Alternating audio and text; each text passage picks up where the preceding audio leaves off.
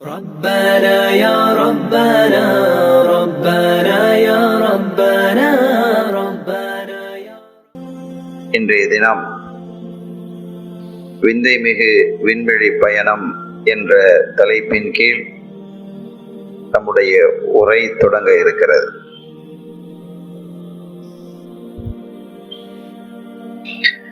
உரை தொடங்க இருக்கிறது என்று சொன்னாலே விண்வெளி பயணம் என்ற அந்த மிஅராஜினுடைய செய்தி நீண்ட செய்தி என்ற அர்த்தம். பல்வேறு ஆச்சரியங்கள், பல்வேறு அதிசயங்கள் இன்றைய விஞ்ஞானத்திற்கு சவால் விடக்கூடிய நிகழ்வுகள், இன்றைய விஞ்ஞானத்திற்கு விருந்தாக அமையக்கூடிய நிகழ்வுகள். சவாலும் விடுகிறது, விஞ்ஞானத்திற்கு விருந்தாக பல செய்திகளையும் அது தருகிறது. விஞ்ஞானிகளை ஊக்குவிக்கிறது. விஞ்ஞானிகள் இன்னும் கண்டுபிடிக்க வேண்டிய பல்லாயிரம் செய்திகள், விஷயங்கள் இருக்கிறது என்பதையும் இந்த மிஅராஜ் எனும் விண்வெளி பயணம் தெளிவுபடுத்தும். எனவே அது குறித்து விரிவான தகவல்களை இன்ஷா அல்லாஹ் நாம் தொடர்ந்து பேசுவோம். ஆனால் அதற்கு முன்பாக இந்த விண்வெளி பயணம் நடப்பதற்கு பல்வேறு காரணங்களை அறிஞர்கள் நமக்கு சொல்லுகிறார்கள். அந்த காரணங்களில் முதன்மையானது எது என்பதை குறித்து அறிஞர்கள் இயம்பும் பொழுது ஸல்லல்லாஹு அலைஹி வஸல்லம் அவர்களினுடைய மனம் மிகவும் வேதனைப்பட்டு இருந்தது, மிகவும் கவலைப்பட்டு இருந்தது.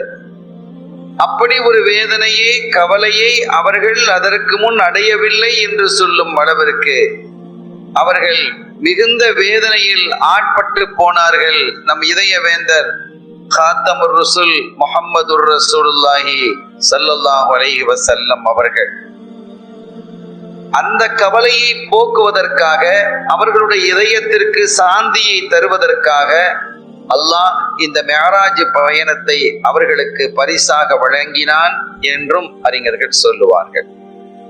என்ன கவலை, அப்படி என்ன மன கஷ்டம். ஸல்லல்லாஹு அலைஹி வஸல்லம் அவர்களுக்கு மிகவும் துணையாக இருந்தவர்கள், அவர்களை யாரும் தொட்டுவிடாமல் பாதுகாத்துக் கொண்டவர்கள், நேருக்கு நேர் நின்று ஏசி விடாமல் பாதுகாத்தவர்கள், அவர்களுக்கு எந்த துன்பத்தையும் இந்த குறைஷிகள் இந்த மக்காவில் தந்துவிடக் கூடாது என்பதற்கு அரணாக இருந்தவர்கள் அபூ தாலிப் அவர்கள் தான். சையதுனா அபூ தாலிப் அவர்கள் மிக பக்கபலமாக இருந்தார்கள் என்பதை வரலாற்றின் நெடுகிலும் நாம் பார்க்க முடியும், இல்லையா? அப்படிப்பட்ட அபூ தாலிப் அவர்கள், கண்மணி நாயகம் ஸல்லல்லாஹு அலைஹி வஸல்லம் அவர்களுடைய சிறிய தந்தையார் சையதுனா அபூ தாலிப் அவர்கள் வஃபாத் ஆனார்கள். அந்த வஃபாத் மிகப்பெரிய வேதனையையும் சங்கடத்தையும் தந்தது. அவர்கள் குறித்து பல்வேறு சர்ச்சைகள் இஸ்லாமிய வரலாற்றில் இருக்கிறது. ஹதீதை அடிப்படையாக கொண்டு, ஆயத்தை அடிப்படையாக கொண்டு, வரலாற்றை அடிப்படையாக கொண்டு பல்வேறு சர்ச்சைகள் பேசப்படுகிறது. அபூ தாலிப் அவர்கள் இஸ்லாத்தை ஏற்றார்களா இல்லையா என்ற ஒரு கேள்வி இருக்கிறது. பல உலமாக்களும் பலவிதமாக பேசுவதையும் நாம் பார்த்திருக்கிறோம். அது சம்பந்தமான தெளிவையும் இன்ஷா அல்லாஹ் இன்றைய உரையில் நாம் சொல்லுவோம். இங்கிருந்துதான் நாம் தொடங்குகிறோம். அருமையானவர்களே, ஆரம்ப முதல் கட்டத்தில் இருந்து அப்துல் முத்தலிப் அவர்கள் வஃபாத் ஆகிய காலத்தில் இருந்து ஸல்லல்லாஹு அலைஹி வஸல்லம் அவர்களை பராமரிக்கக்கூடிய பொறுப்பை ஏற்றுக்கொண்டவர்கள் யார் என்றால் அபூ தாலிப் அவர்கள் தான். அதில் யாருக்கும் கருத்து வேறுபாடு இல்லை, யாருக்கும் கருத்து வேறுபாடு இல்லை, எந்த கொள்கை உடையவர்களிடத்திலும் கருத்து வேறுபாடு இல்லை. சையதுனா அபூ தாலிப் அவர்கள் எப்படி நடந்து கொண்டார்கள் என்றால், ஸல்லல்லாஹு அலைஹி வஸல்லம் அவர்கள் வீட்டில் இருந்தால் தான் சாப்பிடுவார்கள், இல்லை என்றால் பிள்ளையை எங்கே என்று கேட்பார்கள். தன்னுடைய மகனார் அலி ரலியல்லாஹு தஆலா அவர்கள் இல்லாத பொழுது, வளர்ந்த காலத்துல அவர்கள் இல்லாத பொழுதிலும் அலி ரலியல்லாஹு தஆலாவுடைய சகோதரர்கள் ஜாஃபர் ரலியல்லாஹு தஆலா அன்ஹு, அகீல் ரலியல்லாஹு தஆலா அன்ஹு போன்றவர்கள் இல்லாத சமயங்களிலும் உணவை அருந்துவதற்கு துணிந்த அபூ தாலிப் அவர்கள் ஸல்லல்லாஹு அலைஹி வஸல்லம் இல்லைன்னா சாப்பிட மாட்டாங்க. அந்த அளவிற்கு மிகப்பெரிய பிரியம் தன்னுடைய சகோதரின் மகனின் மீது மிகுந்த பிரியம் உடையவர்களாக அபூ தாலிப் அவர்கள் இருந்தார்கள். அவர்கள் தன்னை நபி என்று பிரகடனப்படுத்திய பொழுது ஏற்பட்ட பிரச்சனைகள் அத்தனையும் அவர்கள் சந்தித்தார்கள். ஷாபே பனி அபூ தாலிபினுடைய நிகழ்வை நாம் ஏற்கனவே பேசி இருக்கிறோம். ஸல்லல்லாஹு அலைஹி வஸல்லம் அவர்களை எங்களிடத்தில் ஒப்படைக்க வேண்டும். உங்களுக்கு ஒரு பிள்ளை தானே வேணும், சிறந்த ஒரு அற்புதமான ஒரு இளைஞனை கொண்டு வந்து இவரை நீங்கள் வைத்துக்கொள்ள. அழகு, அறிவு, ஆற்றல், உயர்ந்த குலம், வசதி, வாய்ப்புகள் எல்லாம் இருக்கிறது அந்த இளைஞனுக்கு. அந்த இளைஞனை நீங்கள் வைத்துக் கொண்டு முஹம்மது ஸல்லல்லாஹு அலைஹி வஸல்லம் அவர்களை எங்களிடத்துல ஒப்படைச்சிருங்க. ஒரு ஒன்றுக்கு ஒண்ணு நாங்க தந்துட்டோம், இவரை நாங்க எதுவும் செஞ்சுக்கிடுவோம், நாங்க கொல்லுவோம், எதுவும் செய்வோம் என்றெல்லாம் பேசிய பொழுது அபூ தாலிப் அவர்கள் கடுமையாக அதை எதிர்த்து முடியாது என்று அவர்கள் உறுதியாக நின்றார்கள். தன் பிள்ளையை பாதுகாப்பதில் அவ்வளவு வலிமையாக இருந்தவர்கள் தான் சையதுனா அபூ தாலிப் நாயகம் அவர்கள். அப்படிப்பட்ட அவர்கள் வஃபாத்தான பொழுது ஸல்லல்லாஹு அலைஹி வஸல்லம் அவர்களுக்கு எப்படி இருந்திருக்குன்னு யோசிச்சு பாருங்க. ரொம்ப பெரிய மனவேதனையில் ஆழ்ந்து போனார்கள். ஒரு கட்டத்தில் அவர்கள் மரணித்த மறுநாள் அவர்கள் தன்னுடைய இல்லத்துக்கு வராங்க, ஸல்லல்லாஹு அலைஹி வஸல்லம் வீட்டுக்கு வராங்க. அப்படி வீட்டுக்கு வரும் பொழுது அவர்களுடைய தலையெல்லாம் மண்ணாக இருக்கிறது. தெருவிலே உள்ளவர்கள் தைரியமாக மண்ணை அள்ளி போட துணிந்தார்கள். அதுவரை யோசித்தவர்கள், அதுவரை பயந்தவர்கள், அதுவரை தயங்கி நின்றவர்கள் அபூ தாலிப் இல்லை என்று சொன்னதும் மண்ணை அள்ளி போட்டார்கள். வீட்டுக்கு வரும் பொழுது அன்னை ஃபாத்திமா ரலியல்லாஹு தஆலா அவர்கள் தன் தந்தையினுடைய தலையில் மண்ணாக இருப்பதை பார்த்து அழுதார்கள். இப்படி அநியாயம் பண்ணி விட்டார்களே என்று ஃபாத்திமா நாயகி ரொம்ப கஷ்டப்பட்டாங்க, வேதனைப்பட்டார்கள். ஸல்லல்லாஹு அலைஹி வஸல்லம் சொன்னார்கள், மகளே நீ யோசிக்க வேண்டாம். அழுத போது லா தப்கி யா புனையா ஃபஇன்னல்லாஹ மானிஉன் அபாக்க, நீங்க யோசிக்க தேவையில்லை, அல்லாஹ் பாதுகாப்பா இருக்கிறான், அவங்க ஒண்ணும் செஞ்சிட முடியாதுமா, நீங்க அழக்கூடாது, தைரியமா இருங்க என்று ஸல்லல்லாஹு அலைஹி வஸல்லம் அவர்கள் சொன்னார்கள். என்ற பொழுதிலும் அவர்களுடைய தலையில் மண்ணை அள்ளி போடப்பட்டு இருந்தது. அப்படி ஒரு சூழல் அதுக்கு முன்பாக இல்லை, அதுக்கு முன்னாலே இல்லை. கண்மணி நாயகம் ஸல்லல்லாஹு அலைஹி வஸல்லம் அவர்கள் 50 வயதை கடந்திருக்கிறார்கள். 50 வயதை கடந்திருக்கக்கூடிய காலகட்டம் இது. நுபுவத்தை பிரகடனப்படுத்தி 10 வருடங்கள் ஆகிவிட்டது. 10 வருடங்களை தாண்டிவிட்ட காலகட்டம். அந்த காலகட்டத்தில் தான் இப்படி ஒரு நிகழ்வு நடந்தது. அவர்களுடைய 51வது நிகழ்வு வயசில் தான் ஸல்லல்லாஹு அலைஹி வஸல்லம் அவருடைய 51வது வயதில் அபூ தாலிப் அவர்கள் வஃபாத்தானார்கள் என்ற வரலாற்றை பார்க்கிறோம். அதுவரை நெருங்க முடியாத அந்த குறைஷிகள் மண்ணை அள்ளி போடக்கூடிய துணிவு அவர்களுக்கு வருகிறது என்றால் அபூ தாலிப் அவர்கள் இல்லை. அவர்களுக்கு அரணாக, கோட்டையாக, பாலமாக இருந்தவர்கள் என்று இல்லை என்ற காரணத்தினால் தான் அவர்கள் இப்படி துணிந்தார்கள் என்பதை பார்க்க முடிகிறது. எனவே அவர்கள் வஃபாத் மிகப்பெரிய கஷ்டத்தையும் சங்கடத்தையும் சஞ்சலத்தையும் கண்மணி நாயகம் ஸல்லல்லாஹு அலைஹி வஸல்லம் அவர்களுக்கு தந்தது என்பதில் யாருக்கும் கருத்து வேறுபாடு இருக்க முடியாது. ரொம்ப வேதனை இருக்கும். ஸல்லல்லாஹு அலைஹி வஸல்லம் அவர்களுக்காக ஏறக்குறைய 2.5 ஆண்டு காலங்கள் எல்லா குடும்பங்களும் ஒதுக்கப்பட்டு இருந்தது. அபூ தாலிப் அவர்களும் ஒதுங்கி இருந்தார்கள். மக்கா குறைஷிகளால் ஒதுக்கப்பட்டு இருந்தார்கள். நீண்ட வரலாறு, இதை ஏற்கனவே நாம் பேசி முடித்து விட்டோம், நினைவுபடுத்துகிறேன். எனவே இப்படிப்பட்ட ஒரு அற்புதமான துணையாக இருந்தவர்கள் வஃபாத் ஆகிவிட்டார்களே என்ற வேதனை கண்மணியா முஹம்மது ரசூலுல்லாஹி ஸல்லல்லாஹு அலைஹி வஸல்லம் அவர்களுக்கு ஏற்பட்டது. அவங்க வஃபாத் ஆகி 3வது நாள் ஸல்லல்லாஹு அலைஹி வஸல்லம் வசீராக, அமைச்சராக இருந்து, அப்படிதான் எழுதுறாங்க, வசீராக இருந்து அவர்களுக்கு ஆலோசனைகள் சொல்லி கொண்டு இருந்த, அவர்களுக்கு எல்லா விதத்திலும் பொருளாதார உதவியாக இருந்த அன்னைய திலகம் சய்யிதத்துனா கதீஜா நாயகி ரலியல்லாஹு தஆலா அன்ஹா அவர்கள் வஃபாத்தானார்கள். 2 மலைகள் வஃபாத்தானது. ஸல்லல்லாஹு அலைஹி வஸல்லம் அவர்களுக்கு எப்படி இருந்திருக்கும்? எல்லா விதத்திலும் துணையாக நின்றவர்கள் இல்லையா கதீஜா நாயகி ரலியல்லாஹு தஆலா அன்ஹா? இந்த தகவல்களை நாம் முதலில் பேசுகிறோம். இதை பேசிவிட்டு மேராட்சி செய்தியை நாம் தொட இருக்கிறோம். அருமையான பெருமக்களே, அபூ தாலிப் அவர்கள் வஃபாத்தானார்கள். அபூ தாலிப் அவர்களுடைய நிலை என்ன? பெரிய சர்ச்சைக்குள்ளதாக இருக்கிறது. மாற்று கருத்து உடையவர்களிடத்தில் ஒரே கருத்து தான், மாற்று கொள்கை உடையவர்களிடத்திலே ஒரே கருத்து தான் இருக்கிறது. அபூ தாலிப் இஸ்லாத்தை ஏற்கவில்லை, நஅூது பில்லாஹ், அவர் நரகவாதி என்று அவர்கள் தெளிவாகவும் தீர்மானமாகவும் சொல்லிவிட்டார்கள். ஆனால் சுன்னத்துல் ஜமாத்தினுடைய உலமாக்கள் மத்தியில் கருத்து வேறுபாடு இருக்கிறது. அவர் யார்? இஸ்லாத்தை ஏற்றாரா இல்லையா? இஸ்லாத்தை ஏற்றுக்கொண்டார் என்று ஒரு குழுவினரும், இஸ்லாத்தை ஏற்கவில்லை என்று இன்னொரு குழுவினரும் சுன்னத்துல் ஜமாத்தினுடைய உலமாக்களிலேயே பேசி வருகிறார்கள். இது குறித்த ஒரு தெளிவு நம்முடைய மக்களுக்கு கிடைக்க வேண்டும் என்பதைத்தான் நாம் இங்கே குறிப்பிடுகிறோம். குர்ஆனில் அல்லாஹ் சொல்கிறான், இன்னக லா தஹ்தி மன் அஹ்பப்த, நாயகமே, நீங்கள் விரும்பியவர்களை எல்லாம் நீங்கள் நேர்வழிப்படுத்த முடியாது. இது ஒரு ஆயத்து குர்ஆன்ல இருக்கு.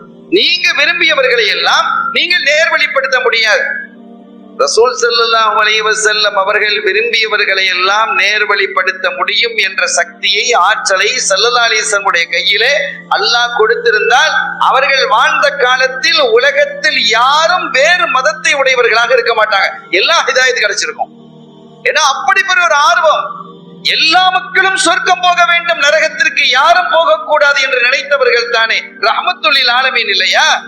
அப்படிப்பட்டவர்கள். எனவே ஸல்லல்லாஹு அலைஹி வஸல்லம் அவர்களை பார்த்து அல்லாஹ் சொன்னான், நீங்கள் விரும்பியவர்களை எல்லாம் நேர்வழிப்படுத்தி விட முடியாது, நேர்வழி காட்ட முடியாது என்றெல்லாம் குறிப்பிடக்கூடிய வசனம் குர்ஆனிலே இருக்கிறது. இது யார் விஷயத்தில் இறங்கியது என்ற ஒரு கேள்வியை அறிஞர்கள் எழுப்பி, பல அறிஞர்கள் குறிப்பிடுகிறார்கள் இது அபூ தாலிப் அவர்களுடைய விஷயத்தில் இறங்கியதுதான் என்று குறிப்பிடுவதையும் நாம் மறுக்கவில்லை. குறிப்பிடுறாங்க, அபூ தாலிப் அவர்களுடைய விஷயத்தில் தான் இந்த ஆயத்து இறங்கியது. இந்த ஆயத்து என்ன சொல்லுது? இன்னக லா தஹ்தி மன் அஹ்பப்த, நீங்கள் விரும்பியவர்களுக்கெல்லாம் நேர்வழியை காட்ட முடியாது, நேர்வழியை தர முடியாது என்ற விளக்கத்தை, என்ற விஷயத்தை குர்ஆன் சொல்லுகிறது. அப்படியானால் அவர்கள் நேர்வழி பெறவில்லையா என்ற ஒரு கேள்வி வருகிறதா இல்லையா? நேர்வழி பெறல அப்படிங்கிற விஷயம்தான் இந்த ஆயத்தின் வழியாக தெளிவாகிறது என்று சில அறிஞர்கள் சொல்வது உண்டு. அருமையான பெருமக்களே, நீங்கள் அபூ தாலிப் அவர்களுக்கு நேர்வழி காட்டவில்லை என்று குர்ஆன் சொல்லல. நீங்கள் விரும்பியவர்களுக்கெல்லாம் நேர்வழி காட்ட முடியாது, காட்டவும் முடியும் காட்டவும் முடியாது, ரெண்டும் இருக்குது. எத்தனை பேர் ஸல்லல்லாஹு அலைஹி வஸல்லம் அவர்கள், அபூ ஜஹல், உமர், இந்த இருவரில் ஒருவர் இஸ்லாத்திற்கு வர வேண்டும் என்று விரும்பினார்கள். உமர் வந்தாரா இல்லையா? ரலியல்லாஹு தஆலா. எத்தனை பேர் அப்படி வந்திருக்கிறார்கள். அப்படி ரசூல் ஸல்லல்லாஹு அலைஹி வஸல்லம் அவர்கள் விரும்பியவர்கள் எல்லாரையும் நேர்வழிப்படுத்தி விட முடியாது என்பதைத்தான் குர்ஆன் சொல்லுகிறது. அவர்கள் விரும்பியவர்கள் எல்லாம் நேர்வழிக்கு வரவில்லை என்றும் சொல்லவில்லை. இந்த ஆயத்தை அப்படி பார்க்கணும். சரி, இரண்டாவது இன்னொன்னு, இன்னக தஹ்தி இலா சிராத்தின் முஸ்தகீம், இன்னொரு ஆயத்தை நம்ம பார்க்கணும். நீங்க விரும்பியவர்களும் நேர்வழி காட்ட முடியாதுன்னு ஒரு ஆயத்தை சொல்லுது. இன்னொரு இடத்துல இன்னக தஹ்தி, நீங்கள் தான் நிச்சயமாக நாயகமே, நீங்கள் தான் இலா தஹ்தி இலா சிராத்தின் முஸ்தகீம், நேர்வழியின் பால் மக்களை நீங்கள் சேர்க்கிறீர்கள். குர்ஆன் அது இருக்குல்ல, இன்னக தஹ்தி இலா சிராத்தின் முஸ்தகீம். இப்ப இந்த ஆயத்து யாருக்கு இறங்கிச்சு? இந்த கேள்வி வருமா இல்லையா? இன்னக லதஹ்தி இலா சிராத்தின், நீங்கள் விரும்பியவர்களை எல்லாம் நேர்வழிப்படுத்தி விட முடியாது. இன்னக லதஹ்தி முஸ்தகீம், நேர்வழி, நேர் பாதையின் அளவில் நீங்கள் தான் நேர்வழி காட்டுகிறீர்கள் என்றும் அல்லாஹ் சொல்கிறான். ரெண்டுக்கும் இடையிலே உள்ள வித்தியாசம் என்ன என்பதையும் நாம் விளங்க வேண்டும். நான் விரித்து பேசவில்லை, இது வரலாறு, தஃப்சீருடைய பாடம் அல்ல, வரலாற்று நிகழ்வுகளைத்தான் நாம் பேசி வருகிறோம் என்பதால் நான் சில முக்கிய குறிப்புகளை நான் இங்கே சொல்லுவேன் இன்ஷா அல்லாஹ். அருமையானவர்களே, நபிமார்கள் எல்லாம் வந்தது நேர்வழி காட்ட தானே வந்தாங்க. சில பேர் நேர்வழி காட்ட முடியாது, நேர்வழி காட்ட முடியாதுன்னா அப்ப எதுக்கு அல்லாஹ் அந்த நபிமார்களை அனுப்புனா? நபிமார்களை அல்லாஹ் அனுப்பியது எதற்கு? நேர்வழி காட்ட. நேர்வழி காட்ட அனுப்பிவிட்டு நேர்வழி காட்ட முடியாது என்றால் என்ன அர்த்தம்? பொருந்தவில்லையே. நபிமார்கள் வந்தது எதற்காக? மக்களுக்கு ஹிதாயத்தை காட்டுவதற்காக, நேர்வழி காட்டுவதற்காக, சத்திய பாதை எது என்பதை காட்டுவதற்கு தானே அவங்க வந்தாங்க. வந்ததற்கு பிறகு நீங்க நேர்வழி காட்ட முடியாது என்று சொன்னால் இது பொருந்துகிறதா? பொருந்தவில்லையே. அப்ப நபிமார்களுடைய பணி என்ன? ஸல்லல்லாஹு அலைஹி வஸல்லம் அவங்களை விடுங்க, எல்லா நபிமார்களையும் நாம் கேட்கிறோம். எல்லா நபிமார்களுமே நேர்வழி காட்ட வந்தவர்கள் தான். அப்படியானால் நேர்வழி காட்டுவார்கள். எல்லா நபிமார்களும் நேர்வழி காட்ட வந்தவர்கள் தான். அந்த நேர்வழியை கொண்டு இதயத்தில் சேர்ப்பது என்பது அல்லாஹ்வினுடைய பொறுப்பு. அவங்க நேர்வழி காட்டிக்கிட்டு தான் இருப்பாங்க, காட்ட முடியாதுன்னு பேசக்கூடாது. நேர்வழியின் பால் சேர்த்து வைக்க முடியாது என்பதைத்தான் அறிஞர்கள் சொல்லுவார்கள். அப்படி சேர்த்து வைப்பது அல்லாஹ்வினுடைய பொறுப்பு. நேர்வழி காட்டுவது என்பது நபிமார்களினுடைய பொறுப்பு. இதை நாம் அடிப்படை விஷயம். அதற்கு பிறகு இப்போது நான் உள் விஷயத்துக்கு வருகிறோம். அபூ தாலிப் அவர்களுடைய விஷயத்தில் இந்த ஆயத்து இறங்கிச்சுன்னு சொன்னா அவங்க ஈமான் கொள்ளலையானா, ஈமான் கொள்ளவில்லை என்பதை இந்த ஆயத்து சுட்டவில்லை. நீங்கள் நேர்வழி, நீங்கள் யாரெல்லாம் விரும்புறீங்களோ அவங்களெல்லாம் நேர்வழி காட்ட முடியாது, நேர்வழியில் சேர்த்து வைக்க முடியாது என்றுதான் அல்லாஹ் சொல்லுகிறானே தவிர சேர்த்து வைக்க எல்லாரையும் சேர்த்து வைக்க முடியாது. சிலரை சேர்த்து வைக்கலான்னு இருக்கா இல்ல, எல்லாரையும் நீங்கள் விரும்பியவர்களை எல்லாம் சேர்த்து வைக்க முடியாது. இப்ப நமக்கு ஒரு வீட்டுக்கு நம்ம போறோம், வீட்டுக்குள்ள நம்ம போறோம், வீட்டுல ஒரு செக்யூரிட்டி பாதுகாவல் நிக்கிறார். அவருக்கு ஒரு உத்தரவு கொடுத்திருக்கிறார், எஜமான் சொல்லியிருக்கிறார், இவர் வந்தா இவர் வந்தா இவர் வந்தா நீ உள்ள விடலாம், இந்த மாதிரி ஆட்கள் வந்தா உள்ள விடலாம், இல்லாட்டா நீ உள்ள விடக்கூடாது அப்படின்னு சொன்னா நீ விரும்பியவரை எல்லாம் உள்ளே விட முடியாது, நீர் விரும்பியவரை எல்லாம் வீட்டுக்குள்ளே ஓட முடியாது, எஜமான் சொல்லுகிறார். அப்படியானா என்ன அர்த்தம்? நான் விரும்பியவர்களை நீங்க உள்ள விடலாம்னு அர்த்தமா இல்லையா? அல்லாஹ் விரும்பினானா இல்லையா என்பதுதான் இங்கே கேள்வி. அபூ தாலிப் அவர்களுடைய விஷயத்தில் அல்லாஹ் விரும்பினானா இல்லையா என்பது கேள்வி. இன்னொன்று, ஒரு ஹதீஸ் புகாரியிலே வருகிறது, நான் இல்லை என்றால் நரகத்திற்கு உட்பகுதியிலே அபூ தாலிப் அவர்கள் சென்று விடுவார்கள். பல செய்திகள் இருக்கிறது, சுருக்கமாக கருத்தை மாத்திரம் நான் உங்கள் முன்னால் வைக்கிறேன். நான் எண்ணின் மூலமாகத்தான் என்ற அந்த நரகத்தினுடைய மேற்பகுதியிலே அபூ தாலிப் அவர்கள் இருக்கிறார்கள். அவர்களுடைய கால் மட்டும்தான் அந்த பகுதியிலே இருக்கும், உடம்பு பூரா இருக்காது என்ற ஒரு ஹதீதையும் நாம் பார்க்க முடிகிறது. அப்படியானா அவங்க நரகத்துக்கு போறாங்க அப்படிங்கிறது தானே இது அர்த்தம் என்றெல்லாம் விவாதிக்க கூடியவர்கள் பேசுவார்கள். ஒரு காலகட்டத்தில் அப்படி ஒரு நிலை இருந்தது, ஒரு காலகட்டத்தில் அப்படி ஒரு நிலை இருந்தது. உமர் ரலியல்லாஹு தஆலா அன்ஹு அவர்கள் இஸ்லாத்திற்கு முன்பாக எந்த நிலையில் இருந்தார்கள்? அபூ சுஃபியான் ரலியல்லாஹு தஆலா அன்ஹு அவர்கள் இஸ்லாத்துக்கு வருவதற்கு முன்பாக என்ன நிலையில் இருந்தார்கள்? இப்படி ஒரு பட்டியல் இருக்கிறதாக இல்லையா? அப்படியெல்லாம் ஒரு பட்டியல் இருக்கிறது. இமாம் சுயூத்தி ரஹ்மத்துல்லாஹி அலைஹி அவர்கள் சொல்லுவார்கள், அபூ தாலிப் அவர்கள் மரணித்ததற்கு பிறகு அவர்களை ஹயாத்தாக்கி கலிமாவையும் ரசூல் ஸல்லல்லாஹு அலைஹி சொல்லி கொடுத்தாங்கன்னு சொல்றாங்க. இமாம் சுயூத்தி அவர்கள் குறிப்பிடுகிறார்கள்.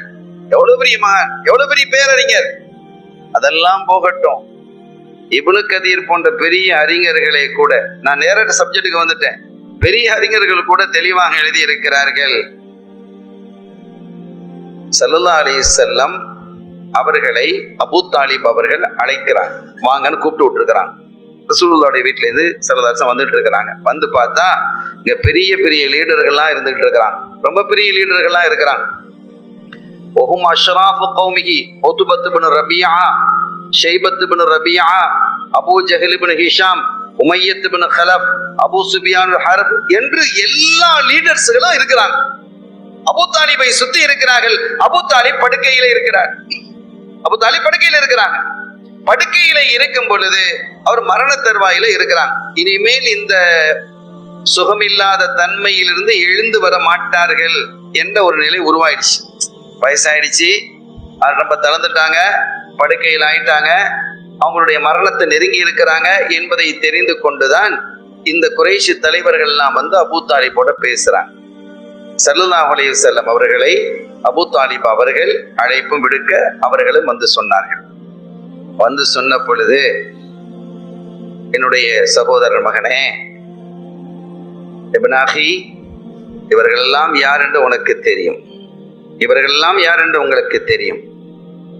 இந்த கௌமினுடைய குறைஷிகளினுடைய தலைவர்கள், அருமையான தலைவர்கள், வலிமையானவர்கள், செல்வந்தர்கள், சொல்வாக்கு மிக்கவர்கள், மக்கள் மத்தியிலே செல்வாக்கு மிக்கவர்கள். அப்படிப்பட்டவர்கள் இங்கே வருகை தந்திருக்கிறார்கள். உங்களோடு பேசி ஒரு முடிவுக்கு வர வேண்டும் என்ற ஒரு அடிப்படையிலே வந்திருக்கிறான். இங்கடைக்குள்ளேயே வச்சு ஒரு பேச்சு, ஒரு முடிவுக்கு நம்ம வந்துடணும். இதுக்கு ஒரு சண்டை போட்டுக்கலாம் இருக்கக்கூடாது. நானும் மரணத்தை நெருங்கி கொண்டு இருக்கிறேன்.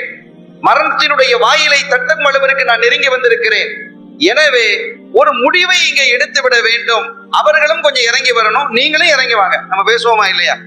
பொதுவா விவகாரம் வரும்போது என்ன இப்படியா இருக்கிறீங்க, கொஞ்சம் இறங்கி வாங்க, நீங்களும் கொஞ்சம் இறங்கி வாங்க, நீங்களும் இறங்கி வாங்க. அப்பதான் ஒரு முடிவுக்கு வர முடியும். ஒரு விஷயம் இருக்குது, கொடுக்க வேண்டிய ஒரு பணம் சம்பந்தப்பட்ட ஒரு விஷயம் இருக்குது. 1 கோடி ரூபாங்கிறாங்க. அவர் எனக்கு 1 கோடி ரூபாய் தருங்கிறார், இவர் 50 லட்சம் தான் தருங்கிறார். சரி, எப்படியோ ஒரு முடிவுக்கு கொண்டு வரணுமேன்னு சொல்லி பார்த்தா அவர் 1 கோடியில நிக்கிறாரு, 50 லட்சத்துல நின்றா எப்படி முடியும்? நீங்க கொஞ்சம் இறங்கி வாங்க. சரி, நான் 90 லட்சம் ரூபாய்க்கு வர்றேன். சரி, நீங்க கொஞ்சம் ஏறி வாங்க, நான் ஒரு 60 லட்சம் ரூபாய்க்கு வர்றேன். அப்படின்னு இப்படி வரும்பொழுதுதான் அப்படி பேசி ஒரு முடிவுக்கு வர முடியும். ஒரு 75 லட்சம் ரூபாய் முடியுங்கிறது எல்லாருக்கும் விளங்கும் இல்லையா?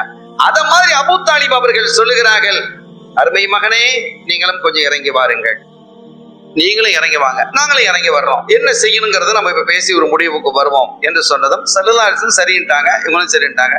அவங்க சொன்னாங்க, வேற ஒண்ணும் இல்லை, சில கலிமாத்துக்கள் தான், நான் சில விஷயங்களை சொல்லுவேன், அதை அவங்க ஏத்துக்கிட்டா போதுமானது. ரொம்ப பெருசாலாம் இல்லை, சின்ன விஷயத்தை தான் நான் சொல்லுவேன், சில வார்த்தைகள் மாத்திரமே, அந்த வார்த்தைகளை நான் சொல்லுவேன், அதை அவர்கள் ஏற்றுக்கொண்டால் போதுமானது. அந்த நாம் கலிமத்துன் வாஹிதத்துன், சின்ன ஒரு வார்த்தை தான், அதை நான் சொல்லுவேன், அதை அவர்கள் ஏற்றுக்கொண்டால் போதுமானது. அப்படி ஏற்றுக்கொண்டால் என்ன நடக்கும் தெரியுமா? இந்த அரபுலகத்திற்கே இவர்கள் தலைவர்களாக திகழ்வார்கள். குறைஷிக்கு மட்டுமல்ல, அரபுகள் அத்துணை பேருக்கும், எங்கெல்லாம் அரபுகள் இருக்கிறார்களோ அவர்களுக்கெல்லாம் இவர்கள் லீடர்ஸா இருப்பார்கள். அது மாத்திரமல்ல, அரபிய அல்லாத அஜமிகளுக்கும் இவர்கள் எஜமான்களாக மாறுவார்கள். அப்படி ஒரு நிலை உருவாகிவிடும். அவ்வளவுதான். அந்த மாதிரி ஒரு விஷயத்தை நான் உங்களுக்கு சொல்வேன்னதும் அவங்க சொன்னாங்க, ஓகே சொல்லுங்க, நாங்க ஏத்துக்கிறோம் அப்படின்னா. லா இலாஹ இல்லல்லாஹ் முஹம்மது ரசூலுல்லாஹ்னு சொல்லுங்கண்ணா. அவ்வளவுதான். லா இலாஹ இல்லல்லாஹ் முஹம்மது ரசூலுல்லாஹ் இதை நீங்க சொல்லிக்கிட்டீங்கன்னா, இந்த வார்த்தையை நீங்கள் சொல்லுவீர்களே அல்லாஹ், அல்லது அஷ்ஹது அல்லா இலாஹ இல்லல்லாஹ் வ அஷ்ஹது அன்ன முஹம்மதன் அப்துஹு வ ரசூலுஹு என்பதை நீங்கள் குறிப்பிடுவீர்களே ஆனால், இந்த கலிமாவை நீங்கள் சொல்லுவீர்களே ஆனால் என்ன நடக்கும் தெரியுமா? சுப்ஹானல்லாஹ், நீங்கள் தான் இந்த உலகத்திலேயே மிகைத்திருப்பீர்கள். உங்களை மிகைப்பதற்கு யாரும் இருக்க மாட்டார்கள். இந்த உலகத்தையே கட்டி ஆளக்கூடிய மகத்தான பாக்கியம் உங்களுக்கு கிடைக்கும் என்று அவர்கள் சொன்ன பொழுது, அங்கு இருந்தவர்கள் எல்லாம் எல்லாம் கையை கொட்டி சிரிக்க ஆரம்பிச்சிட்டான். அவ்வளவு பேரும் கை கொட்டி சிரிக்கிறான். யா முஹம்மத் ஸல்லல்லாஹு அலைஹி வஸல்லம், சும்மா காலு யா முஹம்மத் ஸல்லல்லாஹு அலைஹி வஸல்லம் அதுரீது அன் தஜஅல் ஆலிஹத இலாஹம் வாஹிதா, லா இலாஹ இல்லல்லாஹ்ங்கறீங்களே, ஒரே இறைவன் என்று குறிப்பிடுகிறீர்களே, ஏக இறைவன்கிறீங்களே, இந்த ஊர்ல எத்தனை கடவுள் இருக்கிறான்னு உங்களுக்கு தெரியுமா?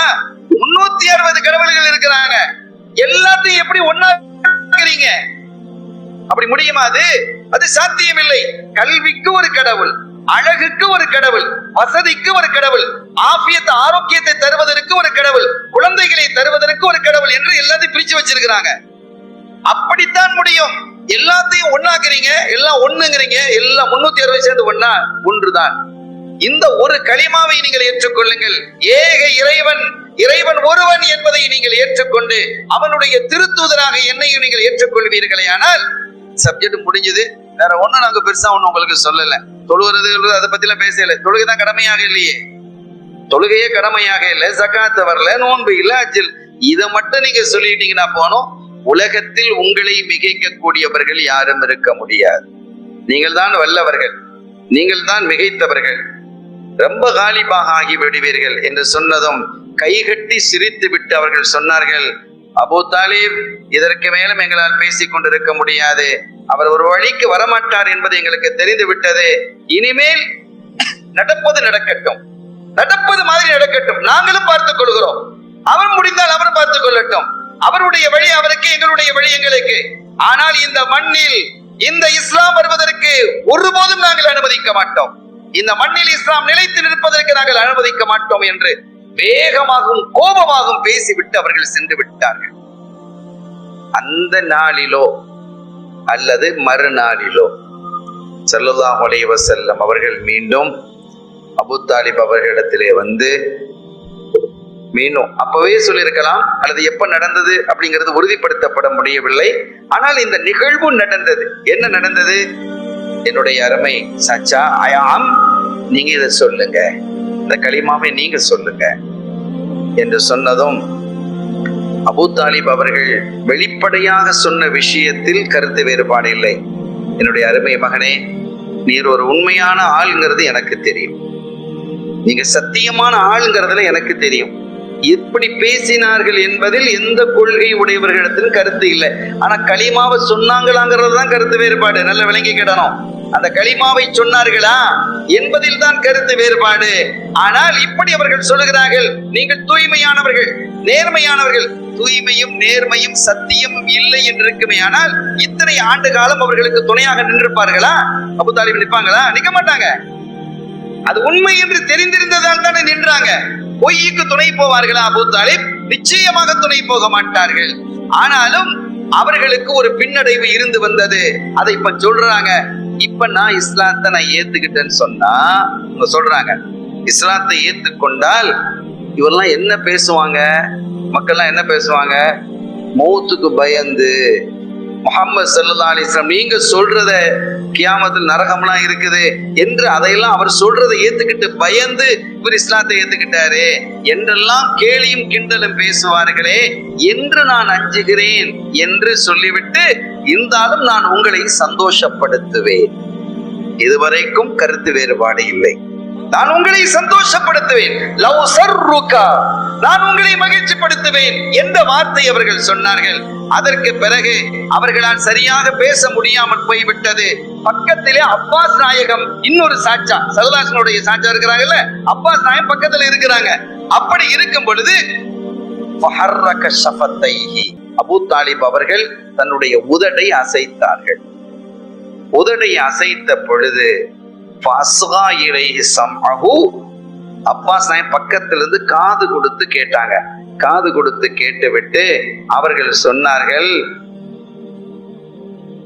யாஹி கால அஹி யப்னாஹி, என்னுடைய சகோதரர் மகனே. அப்பாஸ் நாயகம் சொல்றாங்க ஸல்லல்லாஹு அலைஹி வஸல்லம் கிட்ட, என்னுடைய சகோதர மகனே, நீங்க என்ன சொன்னீங்களோ வகால بأن أخي والله لقد قال أخي الكلمة التي أمرتها أن يقولها, நீங்கள் என்ன கலிமாவை சொல்ல வேண்டும் என்று அவர்களை நீங்கள் ஏவினீர்களோ அதை சொன்னதை நான் என் காதால் கேட்டேன். அப்பாஸ் நாயகம் சொல்றான். இதுக்கு பேர் என்ன வேணும்னு நான் கேட்கிறேன். அதாவது ஒரு மனிதன் அவன் நல்லவன் சொல்வதற்கு ஏதாவது ஒரு சாட்சி கிடைச்சா நல்லவன் சொல்லிட்டு போயிடும். தீயவன் சொல்வதற்கு சாட்சிகளை தேடக்கூடாது. இதுதான் ஈமானினுடைய வெளிப்பாடு. ஒருத்தனை தீயவனாக காட்டுவதற்கு முனையக்கூடாது, நல்லவனாக காட்டுவதற்கு முனைய வேண்டும். இந்த நல்ல காரியத்தை இவன் தான்ப்பா செஞ்சான் என்று சொல்ல வேண்டும், இல்லையா?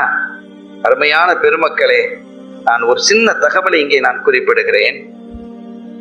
உமர் ரலியல்லாஹு தஆலா அன்ஹு அவர்களுடைய ஆட்சி காலம், அவர்களினுடைய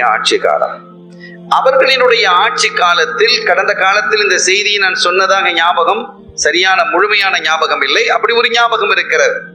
உமர் ரலியல்லாஹு தன்னுடைய ஆட்சி காலத்தில் பாரசீக பகுதியில் ஒரு மலைக்கு மேலால் இருந்த ஒரு கோட்டையை கைப்பற்றுவதற்காக 4000 பேர் கொண்ட ஒரு படை, 4000 பேர்களுக்கும் குதிரை இருந்தது. காலத்துல அப்படி இல்லை. அதற்கு பின்னால பெரிய வசதி வந்துருச்சு, ராணுவம் வலிமையாக ஆகிவிட்டது. அதற்கு தளபதியாக தன்னுடைய மகனார் அப்துல்லாஹ் இப்னு உமர் ரலியல்லாஹு தஆலா தலைமையாக்கி அந்த 4000 பேரை அந்த கோட்டையை பிடிக்கிறதுக்கு அனுப்புறாங்க. அப்படி கோட்டையை பிடிப்பதற்கு அனுப்பிய பொழுது கடுமையான மழை. அந்த ஹதீதை அறிவிக்கக்கூடியவர்கள் சொல்கிறார்கள், மிகுந்த சிரமப்பட்டு அந்த மலைக்கு மேலே நாங்கள் ஏறினோம், அந்த கோட்டையை லேசா கைப்பற்ற முடியல, சிரமம் ஏற்பட்டது. அங்கங்கே நாங்கள் டென்ட் போட்டு உட்கார்ந்து இருக்கிறோம், இது எப்படி உள்ள நுழைகிறது என்றெல்லாம் பார்த்து கொண்டு இருக்கிறோம். அந்த கோட்டையை ஆட்சி செய்யக்கூடியவர் ஒரு அழகான இளம் பெண்மணி, அவங்க அத்தா இறந்திருப்பாரு, இந்த பெண் ஆட்சிக்கு வந்துட்டா. ஒரு இளம் வயசு பெண்மணி தான். ஒரு நாள் அது உப்பரிக்கையிலே அப்படி சுற்றி பார்த்து கொண்டு இருக்கும் பொழுது தூரத்திலே இருக்கக்கூடிய வீரர்களை பார்க்கிறான். அந்த வீரர்களை வீரர்களிலே ஒரு வீரர் அரபு இளைஞர் மிக அழகா இருக்கிறார். அவ கண்ணில் அது படுது, கண்ணில் பட்டு கல்புல பதிஞ்சிருச்சு. அதையே திருப்பி திருப்பி பார்க்கிறார். அவருடைய கல்புல ரொம்ப ஆசை கூடி போயிடுச்சு. தன்னோடு வந்த தன்னுடைய துணையாக இருக்கக்கூடிய தோழிகளை பார்த்து சொன்னார், அந்த இளைஞன் யார்? அரசி, அவர் எந்த இளைஞனா இருந்தா நமக்கு என்ன இருக்கு? நம்முடைய எதிரிகள். இல்ல, அந்த இளைஞனை தான் நான் கல்யாணம் கட்டுவேன், அந்த இளைஞனைத்தான் நான் கல்யாணம் கட்டுவேன். அவர்களுடைய தோழிமார்கள் சொன்னார்கள், இது நல்ல ஒரு நடவடிக்கை அல்ல அரசி. நம்மை அழிப்பதற்கு, நம் கோட்டையை பிடிப்பதற்கு அவர்கள் வந்திருக்கிறார்கள், வேற்று மதத்தவர்கள். அப்படிப்பட்ட நிலையில் சண்டையிட்டுக் கொண்டிருக்கிறோம், யுத்தம் நடந்து கொண்டிருக்கிறது. இந்த நிலையில் அவர்களிலே ஒருவனையே நான் கல்யாணம் முடிப்பேன் என்றால் இது என்ன நியாயம் அது என்று சொன்னதும், நியாயம் அநியாயத்தை பற்றி எல்லாம் நீங்கள் என்னிடம் பேச வேண்டாம், நான் அரசி சொன்னதை செய்யுங்கள், தளபதியையோ அல்லது துணை தளபதியையோ அனுப்பி அவரிடம் பேச சொல்லுங்கள் என்று சொல்லிட்டார். வேற வழி இல்லாம ஏதோ ஒருத்தர் அங்கிருந்து வர்றாரு, வெள்ள கொடியும் பிடிச்சிட்டு வந்தாரு. அந்த இளைஞனை சந்தித்து சொன்னாரு, எங்க அரசி உங்களை விரும்புறா, நீங்க கல்யாணம் முடிச்சுக்கிற விரும்புறீங்களா? அவர் தெளிவா சொன்னார், நான் கல்யாணம் முடிச்சுக்கிறேன், உங்க அரசியை நான் இளவரசியை நான் கல்யாணம் முடிப்பதற்கு தயாராக இருக்கிறேன். ஆனால் 2 ஷரத்து, உள்கோட்டையையும் வெளிக்கோட்டையையும் எங்களிடத்தில் ஒப்படைக்க வேண்டும். உள்கோட்டையையும் அல் ஹிஸ்னுல் ஹாரிஜ் வல் ஹிஸ்னுல் லாஹிர், வெளி உள்கோட்டை 2 கோட்டையும் எங்களிடத்தில் ஒப்படைக்க வேண்டும் என்று சொல்லுங்க. நேரம் அவரை போய் அங்க போய் சொன்னாரு. அந்த பெண்ணிட்ட சொன்ன உடனே அவ கேட்டா, வெளிக்கோட்டைங்கிறது நமக்கு தெரியுது, இதுதான் கோட்டை, நமக்கு கண்ணுக்கு தெரியுது கோட்டை இதுதானே, நம்முடைய அரசாங்கத்தையே அவங்க கேட்கிறாங்க. உள்கோட்டைன்னா என்னன்னு தெரியலையே, அதை கேட்டுட்டு வாங்க. திருப்பி வந்தாங்க. உள்கோட்டைன்னா என்ன? அவங்களுடைய இதயம், உங்கள் அரசியினுடைய இதயம் இஸ்லாத்தை ஏற்றுக்கொள்ளணும். இஸ்லாத்தை ஏற்றுக்கொண்டா நான் கல்யாணம் முடிச்சுக்கிறேன். அதே மாதிரி இந்த கோட்டையும் எங்களிடத்தில் ஒப்படைக்க வேண்டும் என்று சொன்னதும் 2க்கும் உடனடியே சம்மதிச்சுட்டான். அங்க இருந்தவங்களும் திகைச்சு போயிட்டாங்க. நான் அரசி, நான் இஸ்லாத்தை ஏற்பதற்கு தயாராகி விட்டேன், இந்த கோட்டையும் அவர்களிடத்தில் ஒப்படைக்க தயாராகி விட்டேன்.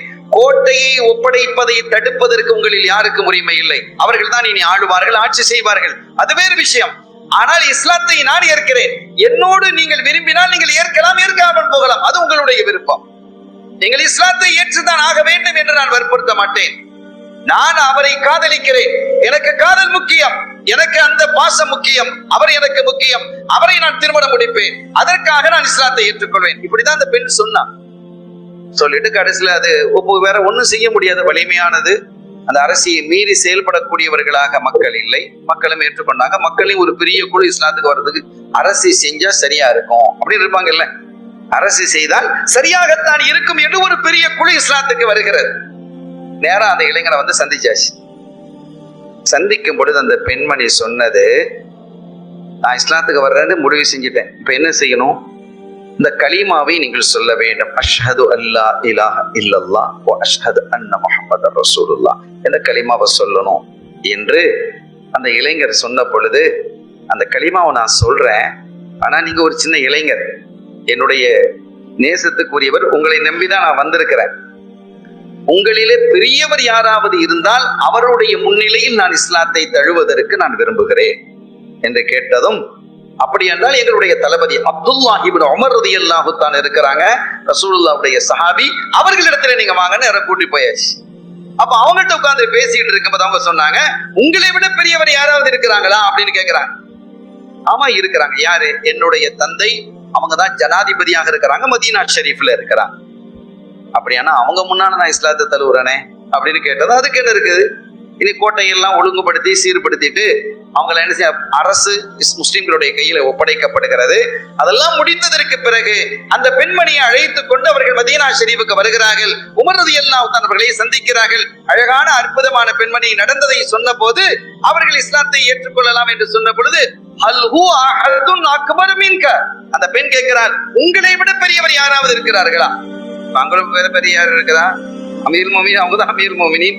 உங்களை விட பெரியவர்கள் யாராவது இருக்கிறார்களா என்று கேட்ட பொழுது சையதுனா கால உமர் ரலியல்லாஹு தஆலா, முஹம்மதுர் ரசூலுல்லாஹ் ஹாதா கப்ருஹு ஷரீஃப், கண்மணி நாயகம் ஸல்லல்லாஹு அலைஹி வஸல்லம் அவர்கள் தான் எல்லாரையும் விட பெரியவர்கள், அவர்களை விட பெரியவங்க யாரும் இல்லை, இதோ அவர்களுடைய ரௌலா ஷரீஃப் இருக்கிறது என்று சொன்னதும் நேராக அங்க வந்த அந்த பெண்மணி ஸல்லல்லாஹு அலைஹி வஸல்லம் அவருடைய வாசல், அந்த கபர் ரௌலாவினுடைய வாசலுக்கு முன்னால் அமர்ந்து அஷ்ஹது அல்லா இலாஹ இல்லல்லாஹ் வ அஷ்ஹது அன்ன முஹம்மதர் ரசூலுல்லாஹ் என்ற கலிமாவை சொல்லிவிட்டு தன்னுடைய நெற்றியை அந்த படிக்கட்டிலே வைத்து அவர் சொல்லுகிறார், யா ரசூலல்லாஹ், நான் இஸ்லாத்துக்கு வந்துட்டேன், நான் இஸ்லாத்திற்கு வந்து விட்டேன்.